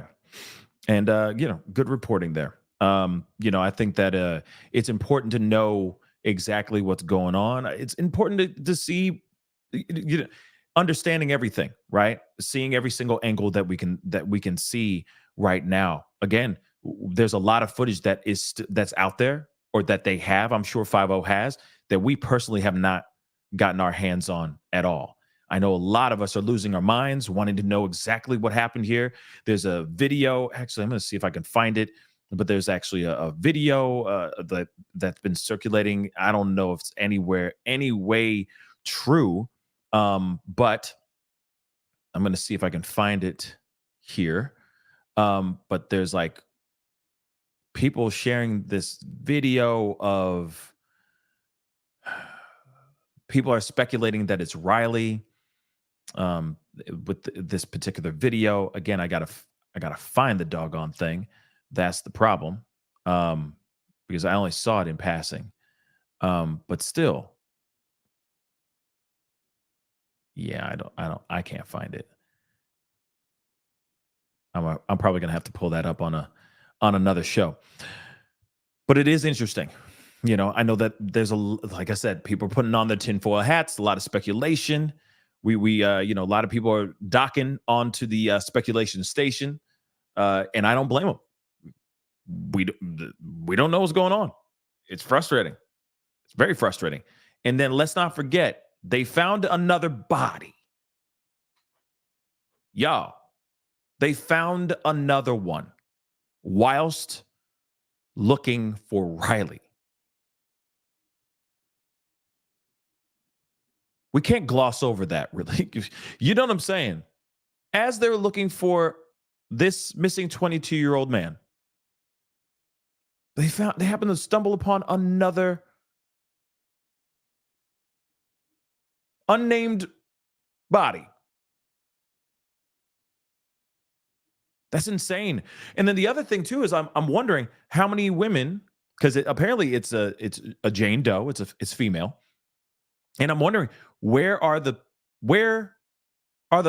postings of any women that went missing in Nashville as of late, or anywhere in the surrounding areas of Nashville. Crazy. Last I checked, I haven't heard anything, but at the same time, I'm not sitting here looking at Nashville missing person cases all the time. But I am curious about that. Where's that? Where's that info? I know hundreds, thousands of people go missing every single day, all over the country, all over the world. But I am quite curious, who is this Jane Doe? And what actually happened to her too? It's just pretty wild to me. And how long has she been in the river? That's the other piece I'm kind of curious about as well. There's more. Also following a breaking news update, it has to do with the disappearance of the University of Missouri student Riley Strain, who went missing after being out with friends in Nashville. Nashville police had just putting this out moments ago, saying that his bank card was discovered this afternoon on the embankment between Gay Street and the Cumberland River. The search for him continues. So now, more than a week after that University of Missouri student Riley Strain disappeared while on a fraternity trip in Nashville, his bank card has been found. Police just releasing this moments ago. Obviously, anything that they can do to try to find inklings, clues as to what could have happened to Riley that night is going to help them in their search efforts. But this is the most recent bit of information here. This as loved ones and police continue to search for Riley Strain after he went on that trip to Nashville on Friday, March 8th. The Mizzou senior was asked to leave Luke's 32 Bridge, which is Luke Bryan's bar on Broadway, after only being served one alcoholic drink and 2 waters, according to TC Restaurant Group. A friend of Strain had called 911 on Saturday, March 9th, after saying that he went to the Central Police Precinct and called the sheriff's office to file a missing persons report. You know what also I think is really crazy too? Is that these fraternity brothers didn't even check on him when they got back home. Now, I know that if it's true that they were out here at bars doing some sort of pub crawl or, some impromptu type of pub crawl or something like that, living it up and having a great time, yes, there's a good possibility that they didn't see, like they were so drunk that they just went and passed out into their own respective hotel rooms.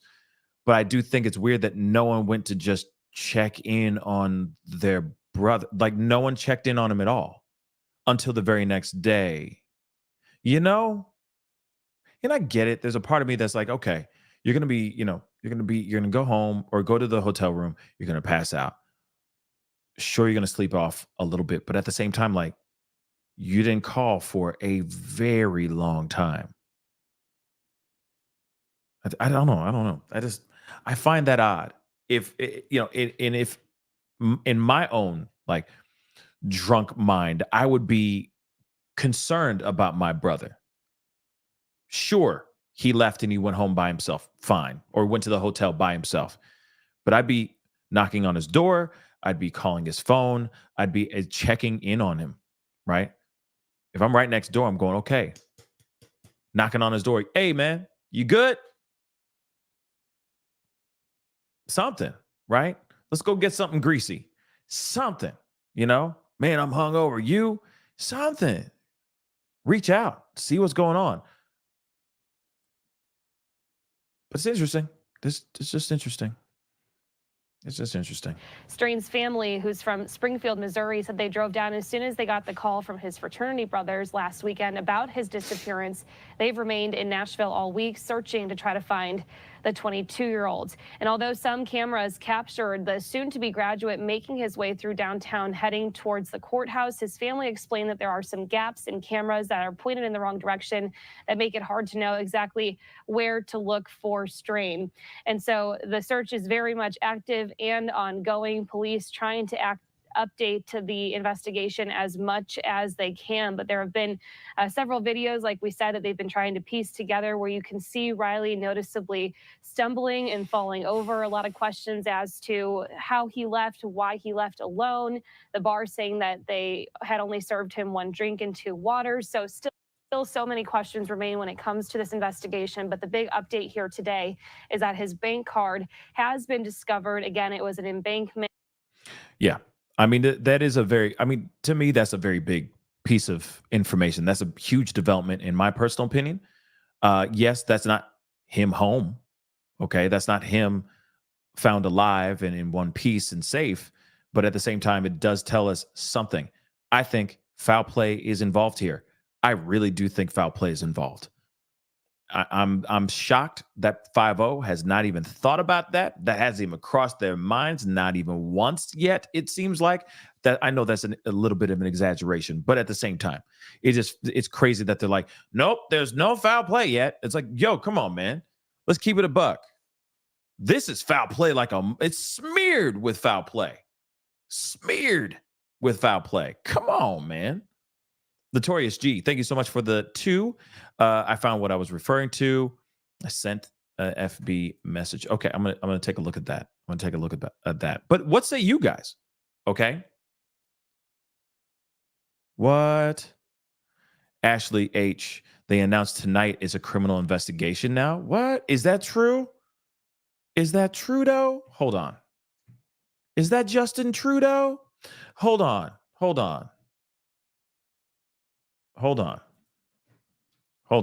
Let me just check this really quick.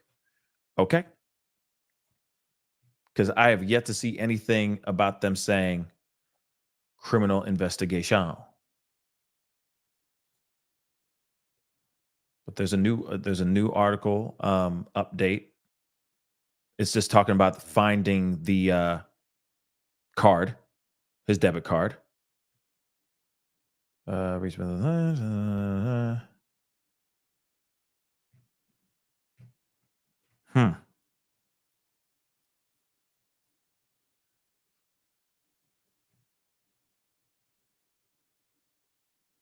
Yeah, I don't see anything about criminal investigation. But if that's true, that is news to me.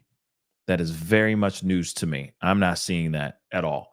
But at the same time, maybe he's out there. Maybe that ish is out here. Let me check something here real quick, guys. Apparently I was sent something, so I want to make sure I got it. Okay.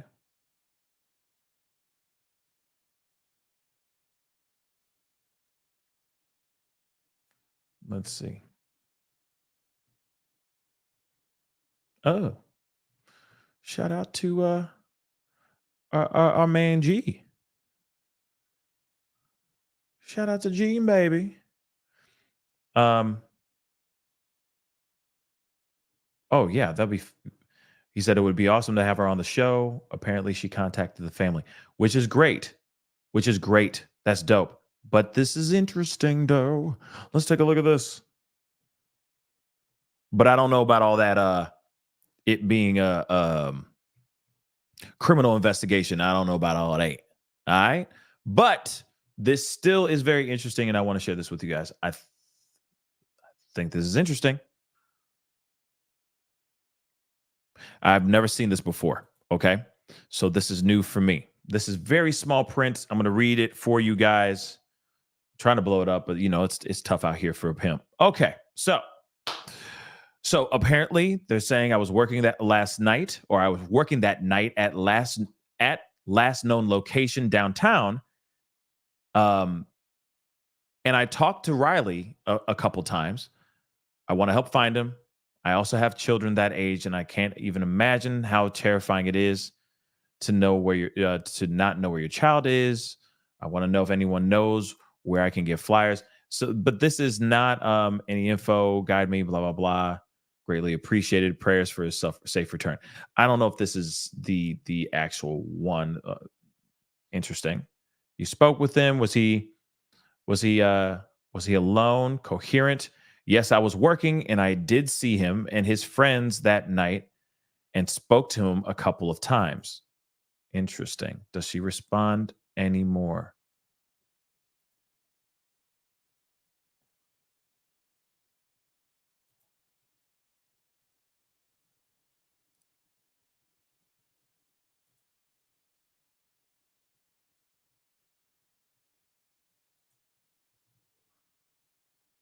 Okay. Not sure what that means. It's true. I shouldn't say much, and I'm only inquiring about it if anyone knows. Okay. I definitely will. I definitely will not say or do anything to hinder anything. Okay. Um. Blah blah. Blah. Interesting. Yeah. I mean, there's not really much being said here, but apparently she had talked to him, ran into him, and talked to him, but she didn't say. She's not saying much here.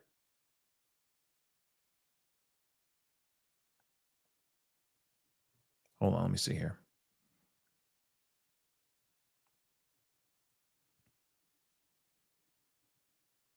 Yeah, it's nothing like.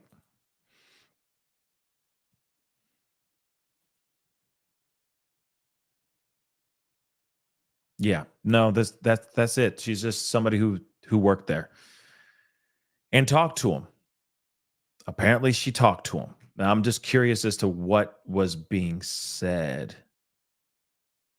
I appreciate her wanting, the energy. I appreciate her going, hey, I just want to find out what I can do to help. I want to help out. I talked to him, blah, blah, blah. But there's nothing here that says anything about, like, here's what really went down. And, she, people are asking her a bunch of questions like, hey, can you give us more details? Did he appear intoxicated from the time, until he went missing? Do you think it's possible he was intoxicated as intoxicated as he appears in these videos? I feel like he was, that he drank something laced. So that's why I'm asking. And I'm wondering what she was doing at that location. Was she bartending?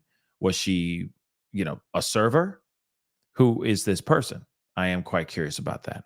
But there isn't really any info in this. I do appreciate this. So now I know about it. But yeah.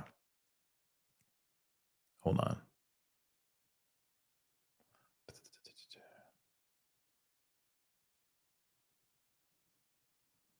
Okay. Yeah. So still,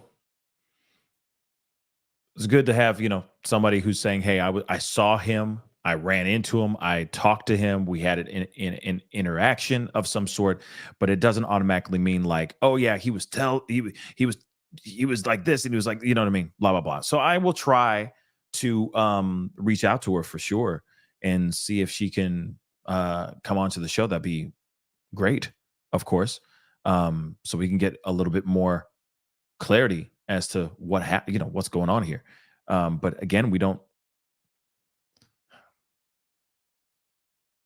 she might remember something that's crucial. She might be like, yes, all of them were absolutely wasted when they walked in. But then again, she might say something completely different. You also got to remember too, she works at that bar, allegedly. Would she put her own bar on blast if he was actually given something that was laced? I don't know if she would. Something to think about, though. It is definitely something to think about. Okay. And yeah, I will say this too. There's a lot of footage. I will say this too. There's a lot of footage out here that law enforcement has that hasn't been put out to the public yet. I'm sure some may leak here soon, or maybe they'll release all the footage here soon for everybody who's out here trying to find him. But it is kind of crazy that the ping, like his trail, stops right at that bridge, right there at that embankment. You see the guy the homeless fella that found the shirt allegedly, and he put it on. He kept it moving. You hear about a commotion of like a possible fight going on or something. It could have been anything, right? Like this guy is just that Riley is so drunk he's falling all over himself, and then somebody maybe walking by saw him and saw that as an opportunity to pounce. I don't know. Like I said, it's just so interesting. Okay. It's so interesting what happened here. And again, as much as everyone, I know a lot of people have been leaning on certain things like, well, family says he doesn't really kick it like that, blah, blah, blah. No, he's a kid. And we can't just automatically think that because he's tame, okay, just because he's tame in front of his parents doesn't mean that when he's around the right crowd, he's not about to go, like he's not going to go absolutely buck wild. And it sounds like he was kicking it with a certain group of people. There's a certain environment and a certain energy of vibe, and he was kicking it. That's okay. Okay. So I don't know if he was sitting there going, no, I'm only going to have one drink today. No, I don't think so. I think he was kicking it with his friends and having a blast. He was with his fraternity. You got to remember though, too, guys. Okay. These fraternities are no joke when it comes to the hazing, when it comes to initiations, etc. A lot of that stuff, a lot of them, they drinking, yo. You don't realize the amount of liquor, beer, booze, etc., that is involved in the Greek life. He's a fraternity brother. You're telling me he just sits there and he just sitting there cross-legged with his bifocals on, sipping on an espresso, learning French? No, he's kicking it with his fraternities brothers. He's kicking it. He's a part of the group. He's a part of that crew. So he goes with the flow with them. If they're going to be kicking it and drinking and going hard in the paint, he's going to go hard in the paint too. That's how they get initiated. You're telling me he's going to sit there and go, no, I don't like that. No, you do what you are told in these fraternities to get into these fraternities in the first place. Come on. Sure, at home, he's probably an angel. And I'm not sitting there saying that he's not. But when he's around his brothers, I'm sure he's kicking it, guys. Kicking it. Blind, drunk, etc. And he's doing it with his brothers. They're all doing it too. Okay? Spilled Pink, thank you so much for the 10. Do you remember the man, I think a black man who was running, stumbling from a bar and found in the Bay last year? I remember some lady from Washington came to speak on it. I cannot remember his name.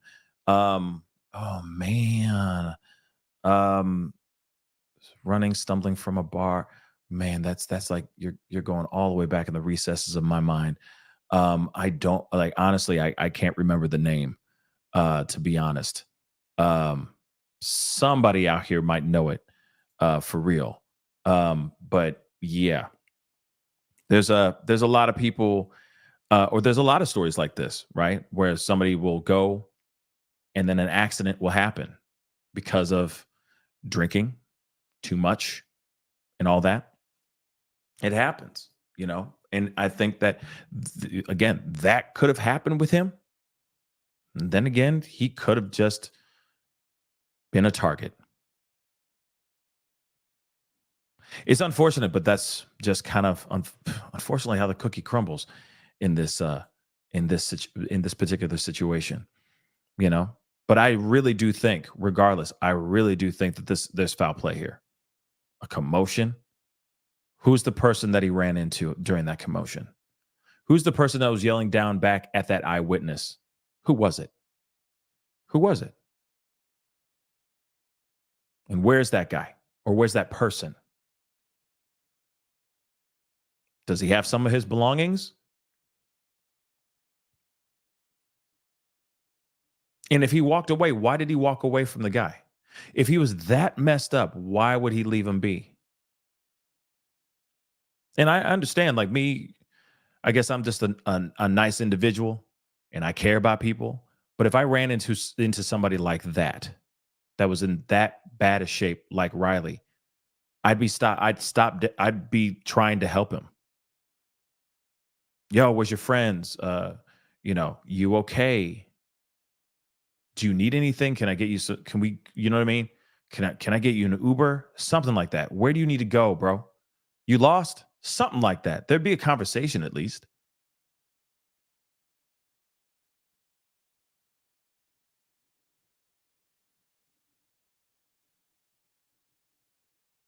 So yeah. Wait. Hold on. Sorry, guys. 1 second. Uno momento, por favor. Hold on.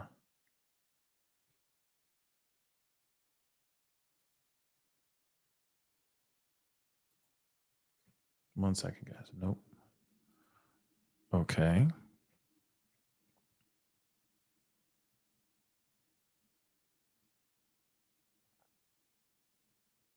Oh. Hey. Okay, Shauna Williams. I'm a local and was there that night. Oh, but law enforcement, what? Told me not to. What's the not to? I'm curious about the. So question, Shauna, are you in the chat still?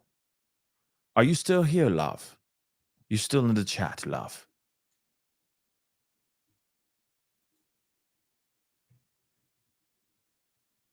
I mean, it did say Nicole B. I'm just saying, it's told me not to. But Shauna, you in the chat, just simply say yes or no, love, so we know it is late on a Sunday. If she's still here, okay. I'm sorry. Centurus just said, cow. Profound. You want to, Shauna, do you want to call into the show? Would you like to call into the show? I'd love to hear what the is all about.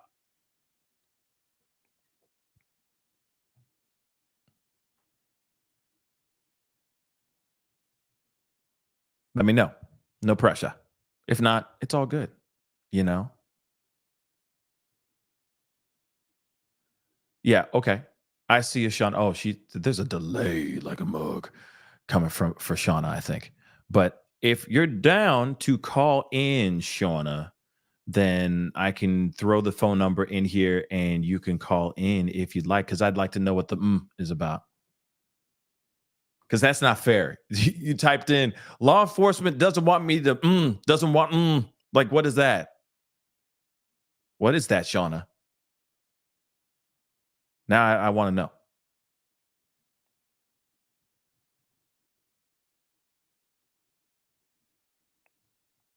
Yeah, there's a delay. There's obviously a delay. That damn Nashville Wi-Fi.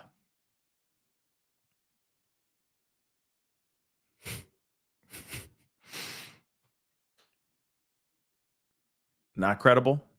Okay.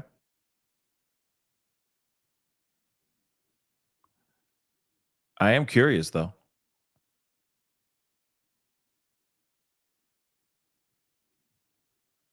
Okay.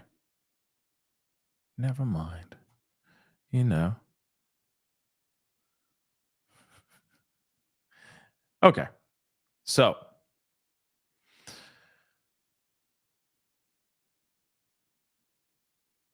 Yeah. So she was, I don't know. She was here and then she's gone. Okay. And it's okay. I know some people get scared or get nervous and all that. And it could be a troll too. You know what I mean? But again, I am curious about everything here. I'm curious about what happened to him. I would like to know what happened. Okay. Uh your technology challenged. But yes, I'm happy to call in. Okay. So I guess real quick, what is your area code? What's the area code? So that when I give you this number, I know that it's you calling and not some jerk off, because some people like to be jerks. Okay.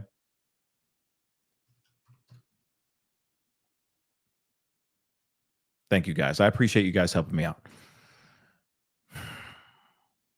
What's up, live and learn? Damn, it's been a long time. What's up, homie? What's up, fam? Good to see you, brother.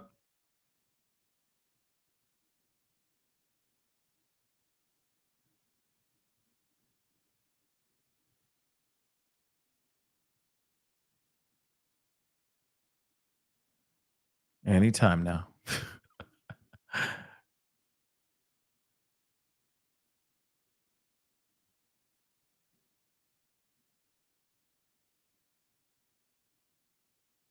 Yeah. Um, well, while she's figuring that out, technology is a crazy thing indeed. Because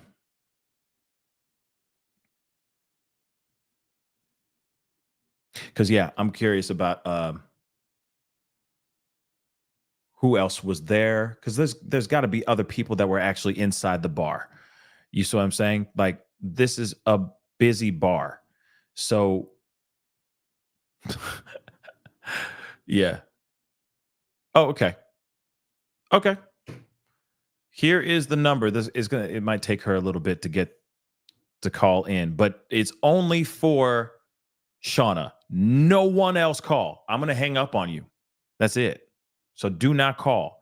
The number is up. Shauna, give me a call. Okay. I'd love to hear what you got to say and see if you're actually real. No offense. People out here talking wild nowadays. Okay.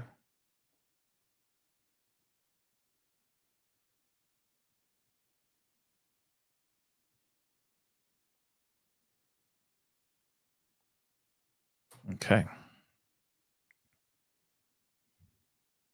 I would never hang up on S-Dubs. Are you kidding me? Hell no. But I would right now, yes. Unfortunately. Phone line's only open for her. So, Shauna, give me a call. I know you might not be technologically savvy, but we're here. We're patient. Oh, wait, hold on. Hold on.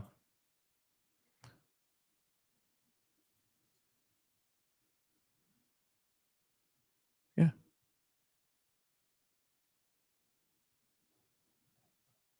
Phone line is open. She said, oh God, I'm so sorry. I'm trying to call you.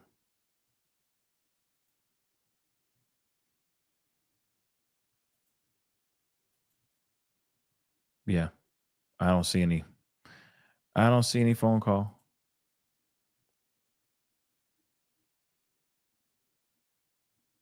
Okay.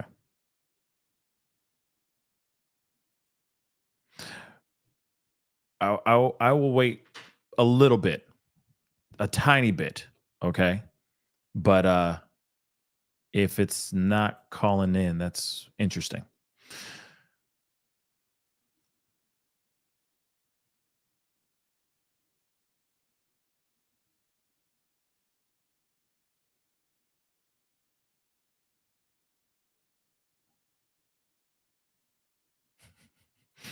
Okay.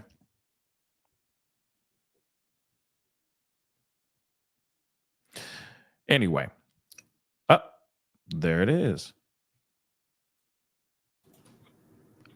Hey, you're on the mic with the Pascal Show. What's your name and where are you calling from? Oh, stop it. It's me, Shauna. Shauna, what's up? Hey, how you doing, sweetheart? I'm okay. Pascal, first of all, I love you so much. I have Oh. been like following you forever, but Thank you. I feel like a dummy because I'm so technology challenged. But anyway, go ahead. It's okay. It's okay.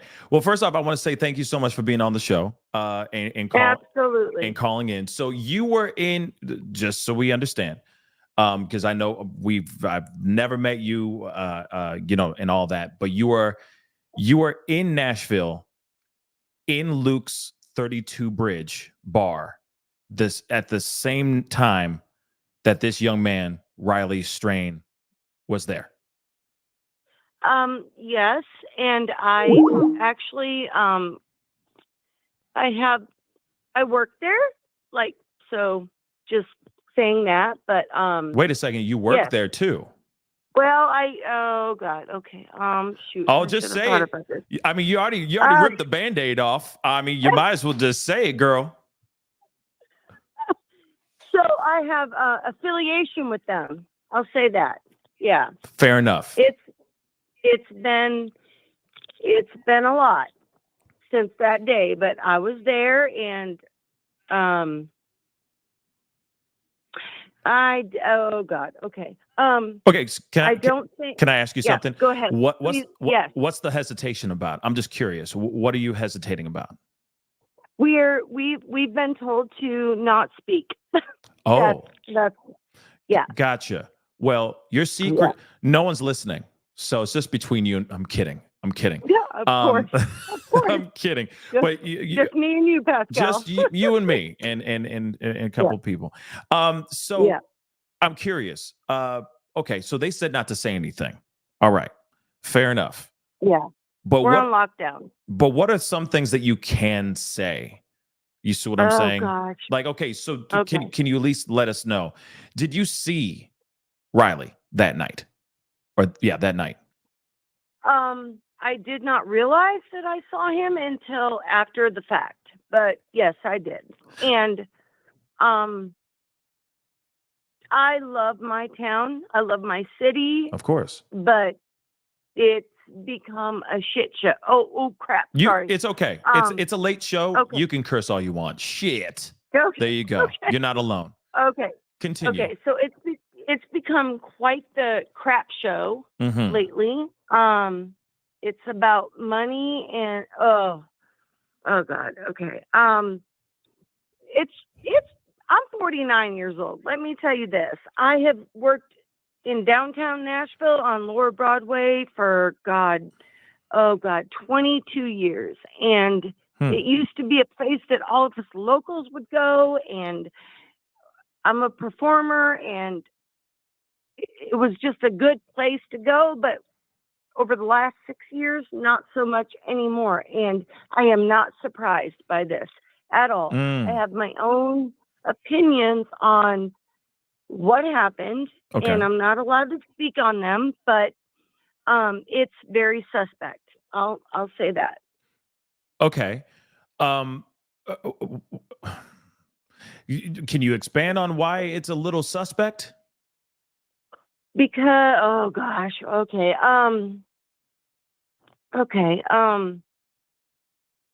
Because of just the oh God. Okay. Take your time. Sorry. Hey. I'm so sorry. It's okay. I'm really sorry. It's okay. It's okay. I understand that you're treading on very, very thin ice. I of course don't want you to lose your job or anything like that. Okay. Like, we are all here for you. We got your back. But also we would love to get some clarity on what's going on here. So what is the suspect part? And of course, take your time. Take your time. Take your time. We're here though. Well, thank you so No much problem. for that. No problem. I love and appreciate you so much, Pascal. I've been following you for like a year and a half, so wow. To speak to you is just like amazing. But anyway, okay. Thank you. Let me get it together. Okay. You got it. You got it. And, there are so many behind the scenes things that go on behind. Oh God, see, I'm messing up my words, but there are a lot of things that go on downtown Nashville that are money driven or driven or whatever, but oh God, okay, so we have the homeless issue now that is huge Right. in Nashville. It's never been that way until the last 2 years, but there's a lot of cover up. I'm so gonna lose my job, but it's okay. But this happens all the time. What happens all the time? And what happens all the all time? this, the cover up, the roofie things, the overserving, the not looking out for patrons, and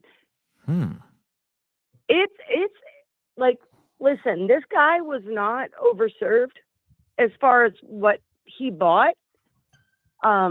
Right. But he was a boy coming in from Missouri on spring break and drank probably all day before he even came downtown, and they do not look out for that. So can you tell me when Riley walked in, did he look intoxicated? Did he show any physical? Absolutely not. Nope. Maybe a little. What? I mean, I don't know this. I mean, I don't know him personally, Right. but no. So he was. He looked like any other spring breaker. So was he? So he walked in straight, like not straight With a legs. lot of boys. Well, with a lot of Yeah. boys, but he walked in and he didn't come in like stumbling or acting No. weird or physically off. Nope. No. And I've had to review the camera footage, so You've seen the. I know that for sure. You've seen the camera footage inside the Yeah. bar, from inside the bar. In my office. Oh God, shit. Okay. Oh, sorry. Excuse Really? my language. Oh, You're God, good. yeah. You're good. Yeah. This is a late night. Yeah. No. It's a late night show. Not at all. And they hide things. They hide it. They don't want to put it out there. You know what I mean? Like, oh God. You're okay. You're okay. But I'm tired of it. I'm 49 years old, and I have a son that's 25, and he's a college student. I swear to God, if he went out in public or wherever he goes to college, and they would not come forward and speak about this, I'm sorry, but this makes me very mad. But no, not at all. No. So can I ask you something then? Okay, because I got a lot of questions. So, but one of the things is, if you're saying that there is hiding, okay, that there's cover up, as you said, within this facility. Wouldn't you be part of that cover up as well? Were you a part of these things as well, executing these things and okaying the cover up of certain things? This is why I'm speaking to you. I see. Yeah, because it's been there for a long time. Gotcha. Fortunately, it has not resulted in missing people or death, but there has been a lot of people drinking things that are laced. Yes, a lot of this has been happening. I love my city, and I love my town, and I love what Nashville used to stand for. But these days, it does not. It's not what it was. Okay. Yeah. So this goes on all the time, which is why I'm speaking out. But it just has not resulted in this. Yes. A missing person, a death, or whatever. I have my thoughts and my feelings based on what I've seen and what I've tried to imply. And that's why I quit and I left. I'm done. Oh, so you're no longer there? No, I done. No, I'm sorry. I'm Southern. I done quit. I done quit like 4 days ago. I'm done. Oh, so then you got nothing to hide.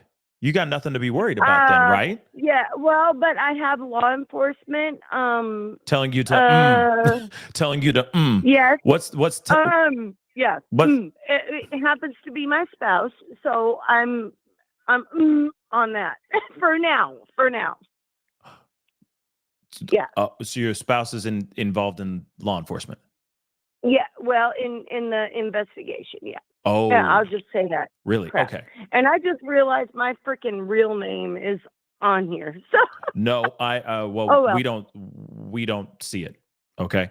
Okay, good. So it's gone. But so really quick. Okay, so one, I'm glad that first off, I will say this, I'm glad that you kind of hit a wall. You had enough and you moved on, right? Absolutely. Absolutely. But I will say this too. I mean, I understand if you're trying to be respectful of other parties that are surround your life. I do understand that you're trying to be respectful of them and what they're doing in regards to this case as well. But there are some things that you could tell us about what's going on that happened inside that bar that particular night. So you saw him; he looked fine. Yeah. You ran into him. Of course, it's like one of those things. You run into a lot of people, and you don't really know that that person is going to be, important later on in your day or later on in your life until something tragic happens, and you're like, oh my God, I was right there, and I saw him. So So then, when it comes to this, he seemed fine walking into the bar. He wasn't stumbling. He wasn't off. He wasn't off balance or anything like that. Not at all. So then, typical kid on college spring break. So then, what was the moment that made the staff to decide to kick him out? He had a drink, an alcoholic drink, and 2 waters, and then suddenly he gets kicked out. Could you take us there for a second? From my understanding, okay, he flirted in an inappropriate way. Oh. And that was it. That's what I'll say about that. Yeah. I mean, his invoice was 1 drink. Now, we all know that doesn't mean that that's all he had to drink. Okay. We know that people buy each other drinks and whatnot. But, right.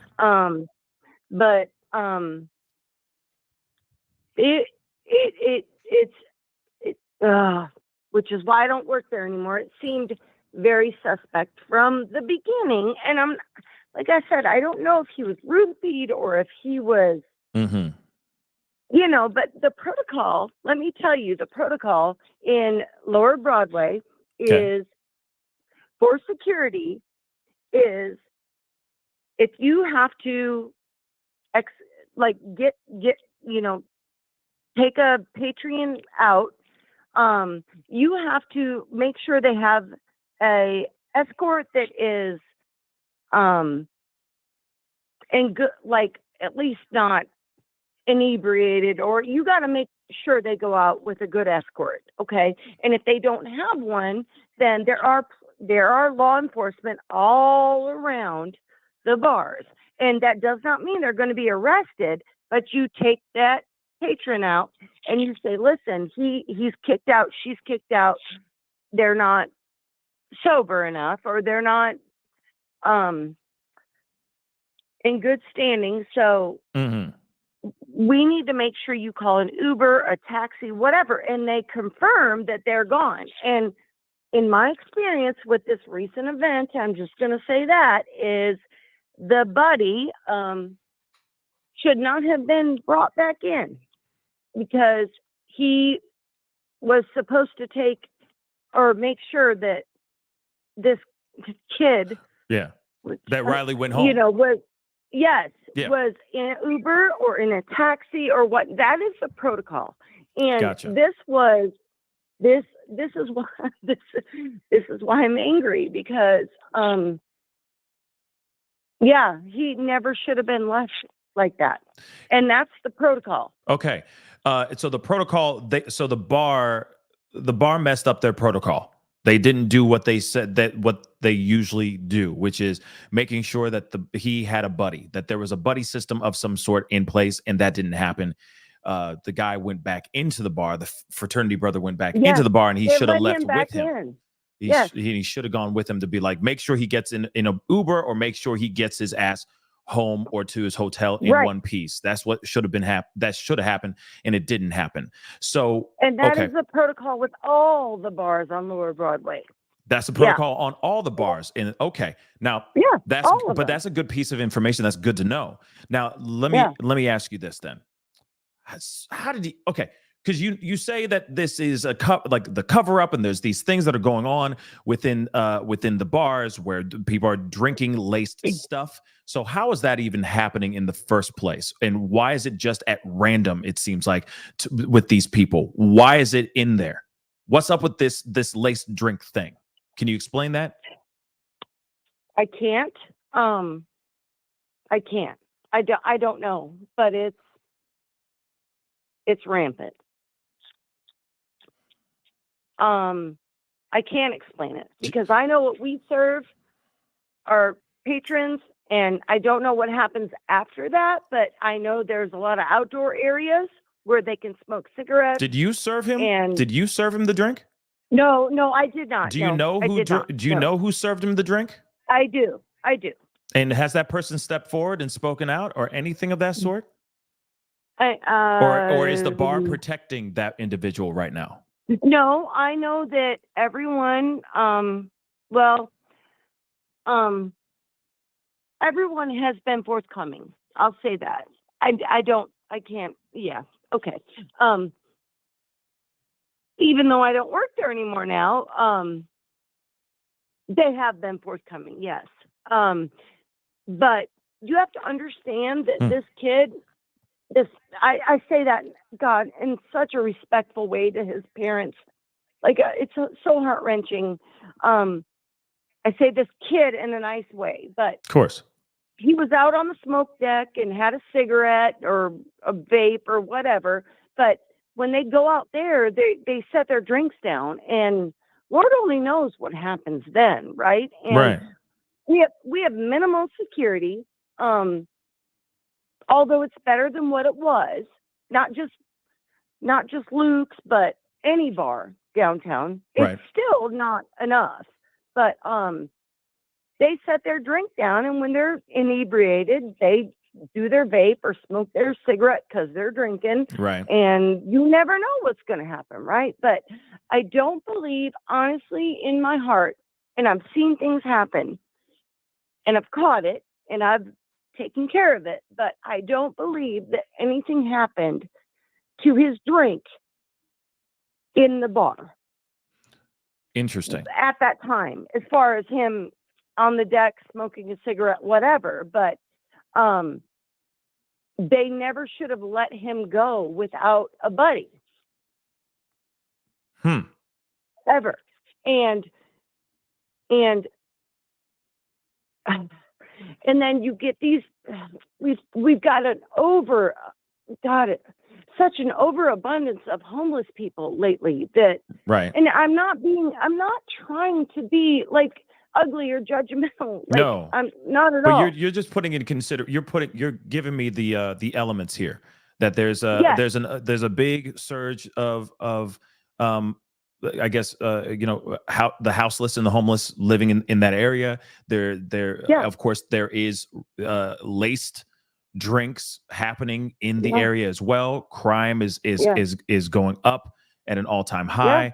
He walked in. He was seemingly sober, seemed fine, and was in good shape, it looked like, until maybe he was slipped something when he was out on the deck smoking a cigarette.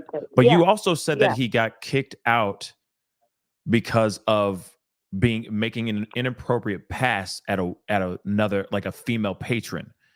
Can you expand a little bit on that a little bit? Oh, gosh. Okay, so there are certain locals that come to certain bars all the time, and if they are, which, oh God, sorry. Okay. So, if they make a complaint Mm-hmm. to security and they're locals and they come there all the time, which we do have some, they're going to side with them automatically. And this kid could have been just being a college student on spring break, Having the time of his life, just absolutely right. innocent, Absolutely. being dumb and young. Right. Yeah. But security takes it as he's a perv or whatever you want to call it. I don't know if I can say that here. I've never called into a YouTube. You're Sorry. okay. You're okay. You're fine. Okay. You're fine. But I feel like that was a catalyst to him being kicked out. And so so he's not the only one. He's not the only one. That's why that's why I called you. Yeah. He is not the only one. This happens a lot. Gotcha. But this is tragic. Okay. Yeah. Well, obviously this one hits different because this young man is nowhere to be found right now, right? He just vanished out of thin air. Right. And I'm sure there's been plenty of other patrons that have gone into Luke's 32 Bridge and had a little bit too much, or made a pass at a girl, or pissed off the bartender, or whatever, and getting kicked out of the bar. I'm sure a bar is a bar, and that's kind of part of the MO, right? But I'm curious, as far as him getting kicked out, before he was kicked out, was he showing any signs of being absolutely inebriated and intoxicated to the point where he couldn't stand up? That's what I want to know. From what I experienced, no. Okay. Not at all. No. Okay. From what you experienced, not at all. So he was standing on his own 2 feet, seemingly fine, and then he gets kicked out of the bar, and then suddenly he's stumbling all over the place. Yes. Interesting. Yeah. So there's a possibility. So, but I guess the question is, what happened? That's what I'm saying. Like, from the moment that he tried to get some girl's attention, right, to the moment where he gets kicked out of this bar, how did he become so incredibly intoxicated? You see what I'm saying? From the time of him getting kicked out, and I guess his way out the door was by force. I'm assuming. Didn't sound like he was he's being escorted, but it sounds like maybe he was a little manhandled to getting out of there. Am I correct or no? You are correct. Okay. And he was from what I saw, he was oblivious to it all. Oh, so okay. He was not fighting. He was just lost. He probably was didn't even know. Okay, so it sounds like you're trying to say like he may have been it might have been him drunk, or him just completely oblivious, like you said, to the point where him getting kicked out was so fast. I'm sure he didn't even know he was getting kicked out because of how fast it happened. It's like, what did I do? Kind of thing. Like, what's going on? You explained. Yes. Yeah. You explained it perfectly. Yeah. He got kicked out so fast his head was spinning, like that. Okay. So then you may not be able to see how intoxicated he was standing there, but I am still wondering, because of how oblivious he was. You see what I'm saying? How disconnected he was. That may be a sign of the level of intoxication that he had. The other question I do though have is, when you went out onto the patio, are the cameras on the patio? There are. Was he only smoking cigarettes? I mean, from what I have seen, it looks like tobacco cigarettes. I'll say that. Okay. Because I thought maybe, some people get those little vape pens with the oils in it. You feel me? I know. No, I don't believe it was vape. But I don't smoke the other stuff. So I smoke cigarettes, unfortunately. But to me, it looked like he was bumming cigarettes. Like, let me have a cigarette. You know what I mean? Like a drunk college kid. You know. So Okay, sorry. Go ahead. No, you're fine. So Go ahead. it wasn't a vape. It was an actual cigarette. No, it was not from what I experienced, like, and what I viewed, it's not a vape at all. Gotcha. Okay. But I don't know much about vapes either. Right. Because I guess I'm curious as to like if there was anything else that he may have partook in, if that makes any sense. And there's no telling though, because there's a gap in time. Explain the gap in time. When you say a gap in time, how long was that gap? Where he was restroom to the smoking balcony for like, oh God, maybe 6 minutes. So I don't know what happened there because they don't, we don't have cameras in the bathroom. Gotcha. So. Yeah, because because like I said, I don't. Yeah, like I said, I'm curious as to like what. Even during that 6 minutes in the bathroom, like I said, I'm just trying to understand. I'll be honest. I'm sorry to interrupt, but okay. I'll be honest. Shoot. Something happened in the bathroom. That's my opinion. That's your theory. That's my theory, my opinion. Something in the bathroom. I don't know. Something. I mean, when you're a young kid, I've seen it for years and years. Right. And as being a mother of a 25, a 29, and a 30-year-old who's worked in downtown Nashville for years and seen all these things and seen Nashville change, I mean, I always look out for these young kids, especially during spring break. And I mean, it's just my job was to monitor everything, from checking in, making sure they're checking IDs at the door, making sure we're not over serving, making sure that nobody's over inebriated or whatnot, over served.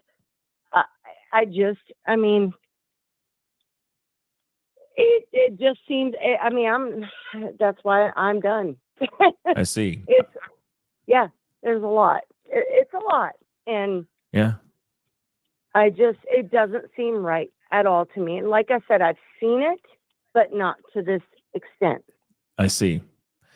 And not just my old establishment, but a lot of establishments down there. And it's giving, Nashville a bad name, but there's a lot of great places down there. But this is, No, I'm sorry. No. You said there's a lot of great places down there, but there's an ongoing problem with with this lacing stuff.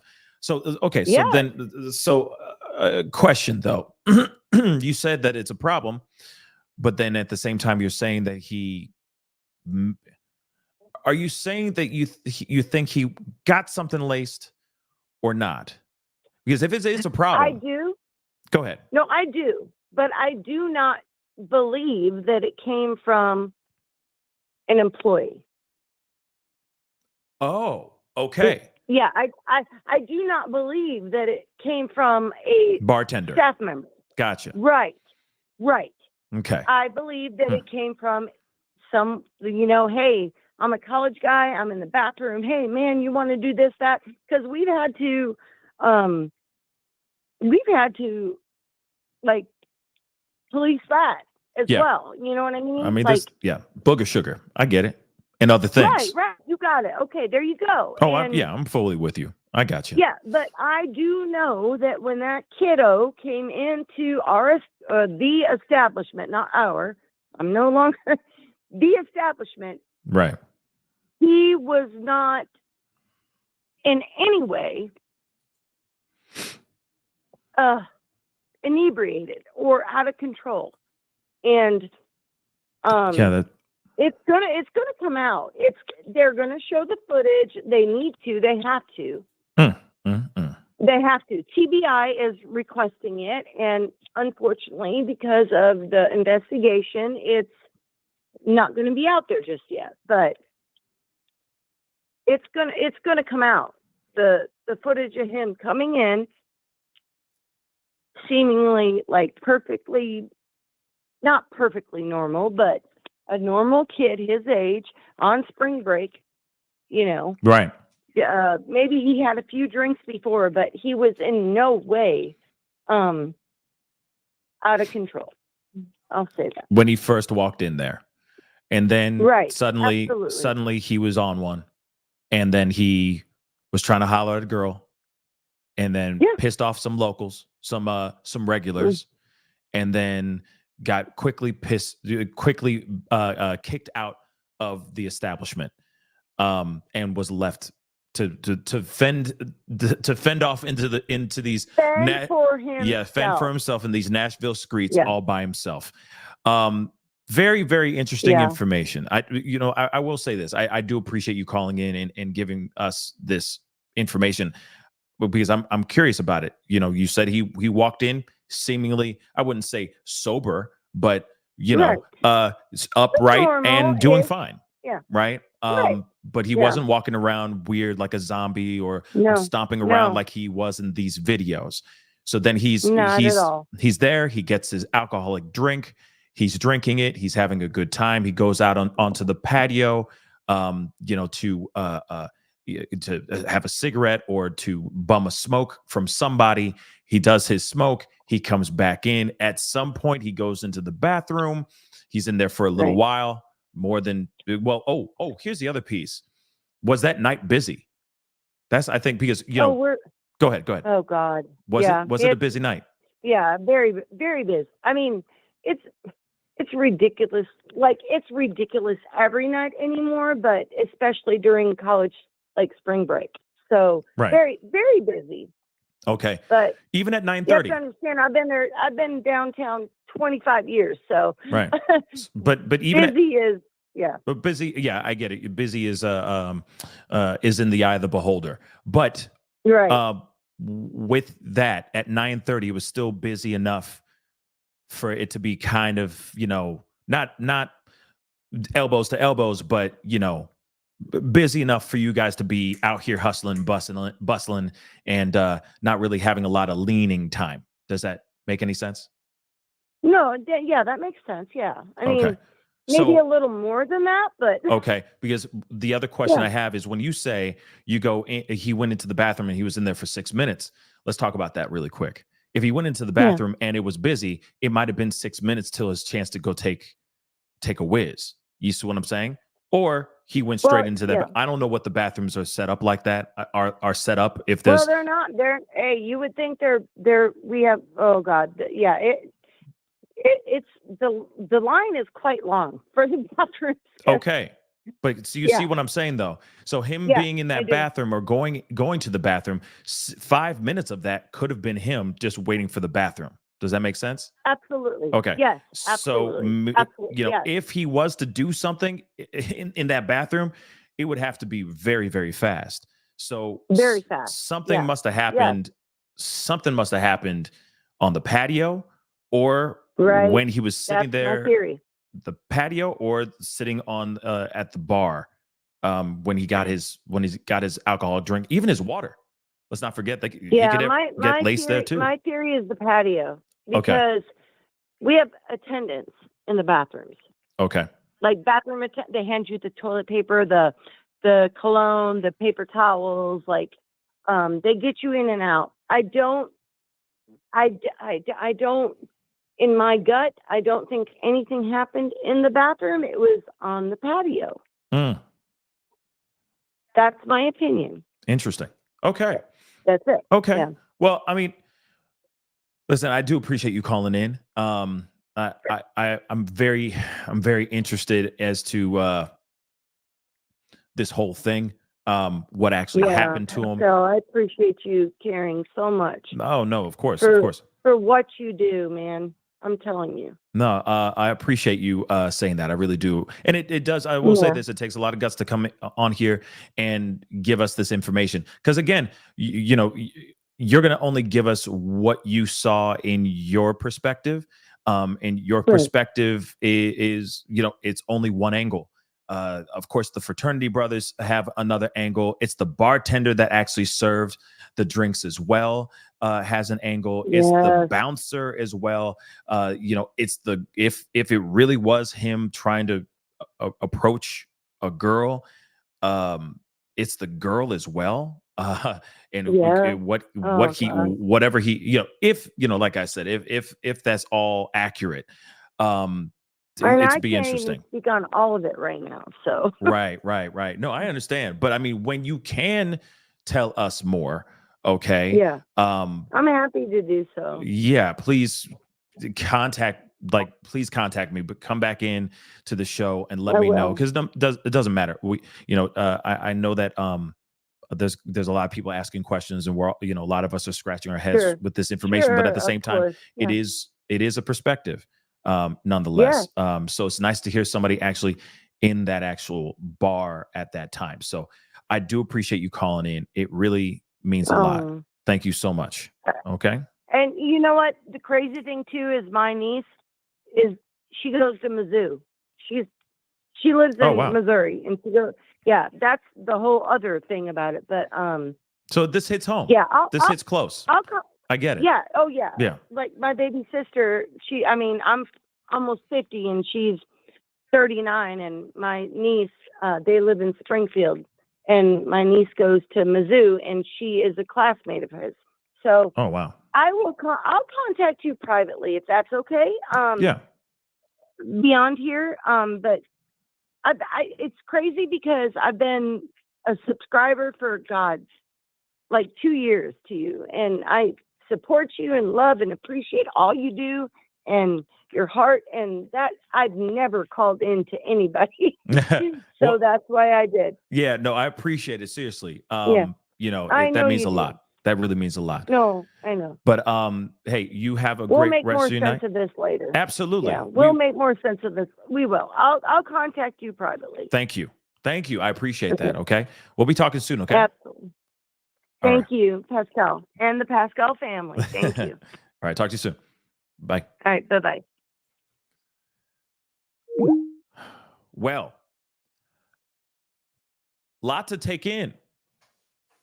With that phone call.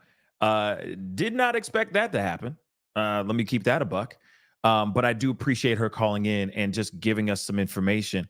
But again, I will say this. I mean, I know that there's going to be people that are going to not believe, whatever. But I will say, I think that there's 15 sides to every story. Okay. Now, if it's 100% true, okay, that is just one angle. That's just one perspective. And of course, there's going to be so many different perspectives about this. If we get a phone call, right, from one of the bartenders working there, or bouncer, or one of the fraternity brothers, or anybody else that was there that was a patron or anything, they're going to have a different perspective, right? They're going to see it differently as well. Oh, this is what happened, blah, blah, blah. The fraternity brothers might say something different. Like, no, he was inebriated as hell before we even walked in that mug. That could be it too. But then seemingly he walked in fine. You got to remember, the moment he walks into a place, that's the moment that everyone else in that bar is getting that perspective of him. You see what I'm saying? It's not like they were all hanging out with him throughout this pub crawl or when he was pre-gaming or anything of that sort.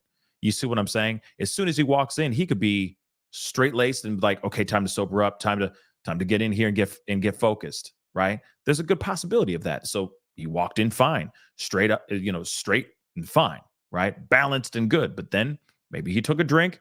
Maybe that drink already had something in it. Maybe it didn't, right? But something sent him over the top. And now we're into what's interesting is we hear, again, if this is 110% true, that one of the reasons why he actually got kicked out was because I guess he was trying to approach a girl and it didn't go very well. Again, if that's really true, that's interesting. And that's a new perspective. And I would love to hear from the girl that he approached. Again, if this is 110% true. Now, I'm not sitting here saying that I don't believe our caller, but at the same time, we still have to leave these things on the table and so that we can kind of get tidy it up and figure out what's the real narrative here. Because even so, the caller said it wasn't about somebody actually, like the bartender actually dropping lace in that drink. That it may have been somebody else. Who is that person, and why would that person do that to him of all people? That's the one thing I'm kind of curious about. Why was he, if he was chosen at random, why was he the one chosen? Was he obnoxious? Somebody just wanted to give him a hard time, make him have a really bad trip? Okay. Did he just randomly walk up to the bar and get this drink and it was already laced with something? Like I said, if it was actually laced, you got to remember, we still don't know if that's actually true or not. Yes, the culture is real. Our caller even confirmed that the culture of laced drinks is real throughout Nashville, and it's very, very bad. It's running rampant out there. But did he actually get something that was laced? Or did he already just have one too many, allegedly tried to hit on a girl, and get kicked out because of that? And then, of course, him being drunk, those things do kick in. You know, you're drinking, you're doing your thing. Sometimes if you just sit there, if you sit there after a few drinks, that stuff will kick in. Suddenly you're like, whoa, I haven't drank in a little bit, and I'm feeling it even worse. Whoa, you know what I mean? That could be it. That could possibly be it too. But like I said, which one's the truth? What actually happened here? What does this surveillance footage inside Luke's 32 bridge actually show? That's another thing. That's another thing I'd really love to find out.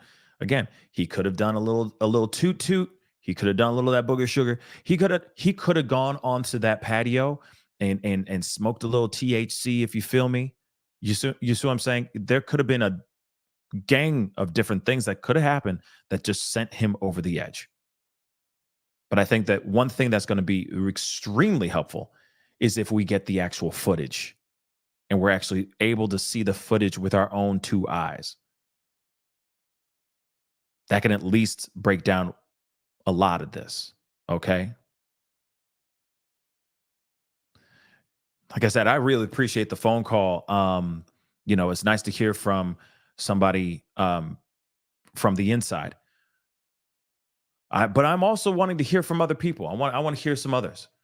I don't know about you guys, but I just want to hear other perspectives, because every perspective is going to be a little bit different. And some of them may be the exact same. But nonetheless, at least we'll hear these other perspectives as well. Hopefully we'll get those in due time. Just give it some time. I'm sure a lot of people are just nervous or scared, worried about losing their jobs, etc., for stepping forward. But I do think it's interesting that we have not heard not one doggone thing from not one employee from Luke's 32 bridge. I do find that a little bit weird. Don't you think? I think that's a little odd. Yeah, I think that's odd. I don't know about you guys, but I think it's weird that we haven't heard anybody, except our caller. Well, we haven't heard, and she don't work there no more. Okay. Because she's tired of it. She said, I done quit. Damn right. Good on you. Good on you. Okay. But I am actually curious. I'm very, very curious as to what other employees have to say and why they haven't said anything.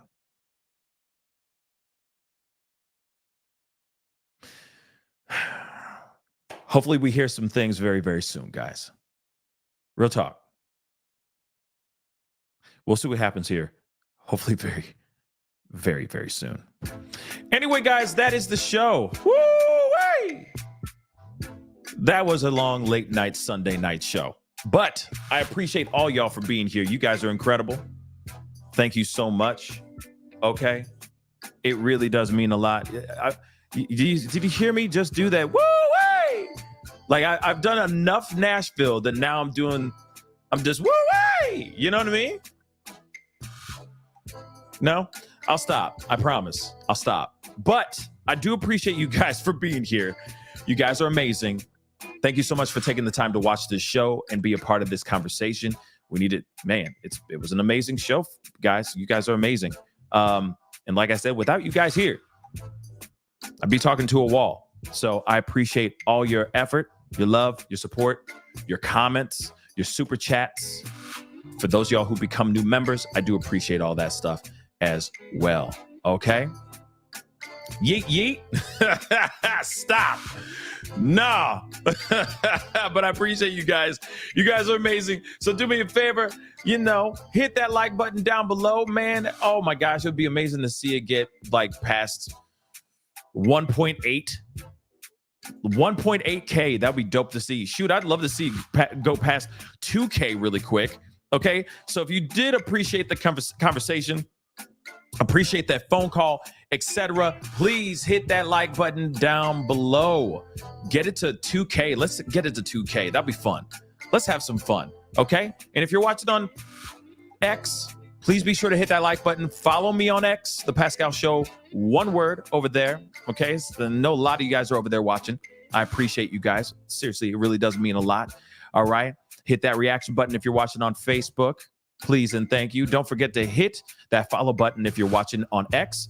If you're watching on Facebook, hit that follow button as well. Do not forget to crush that subscribe button on my YouTube channel. Please, if you're watching over there, of course, follow me on TikTok, The Pascal Show, one word. Okay, the family is starting to grow over there, which is amazing. So please go over to TikTok, show some love. Okay, hit that follow. Also, I'm on Instagram. I'm on Instagram as well. Hit that follow button over there.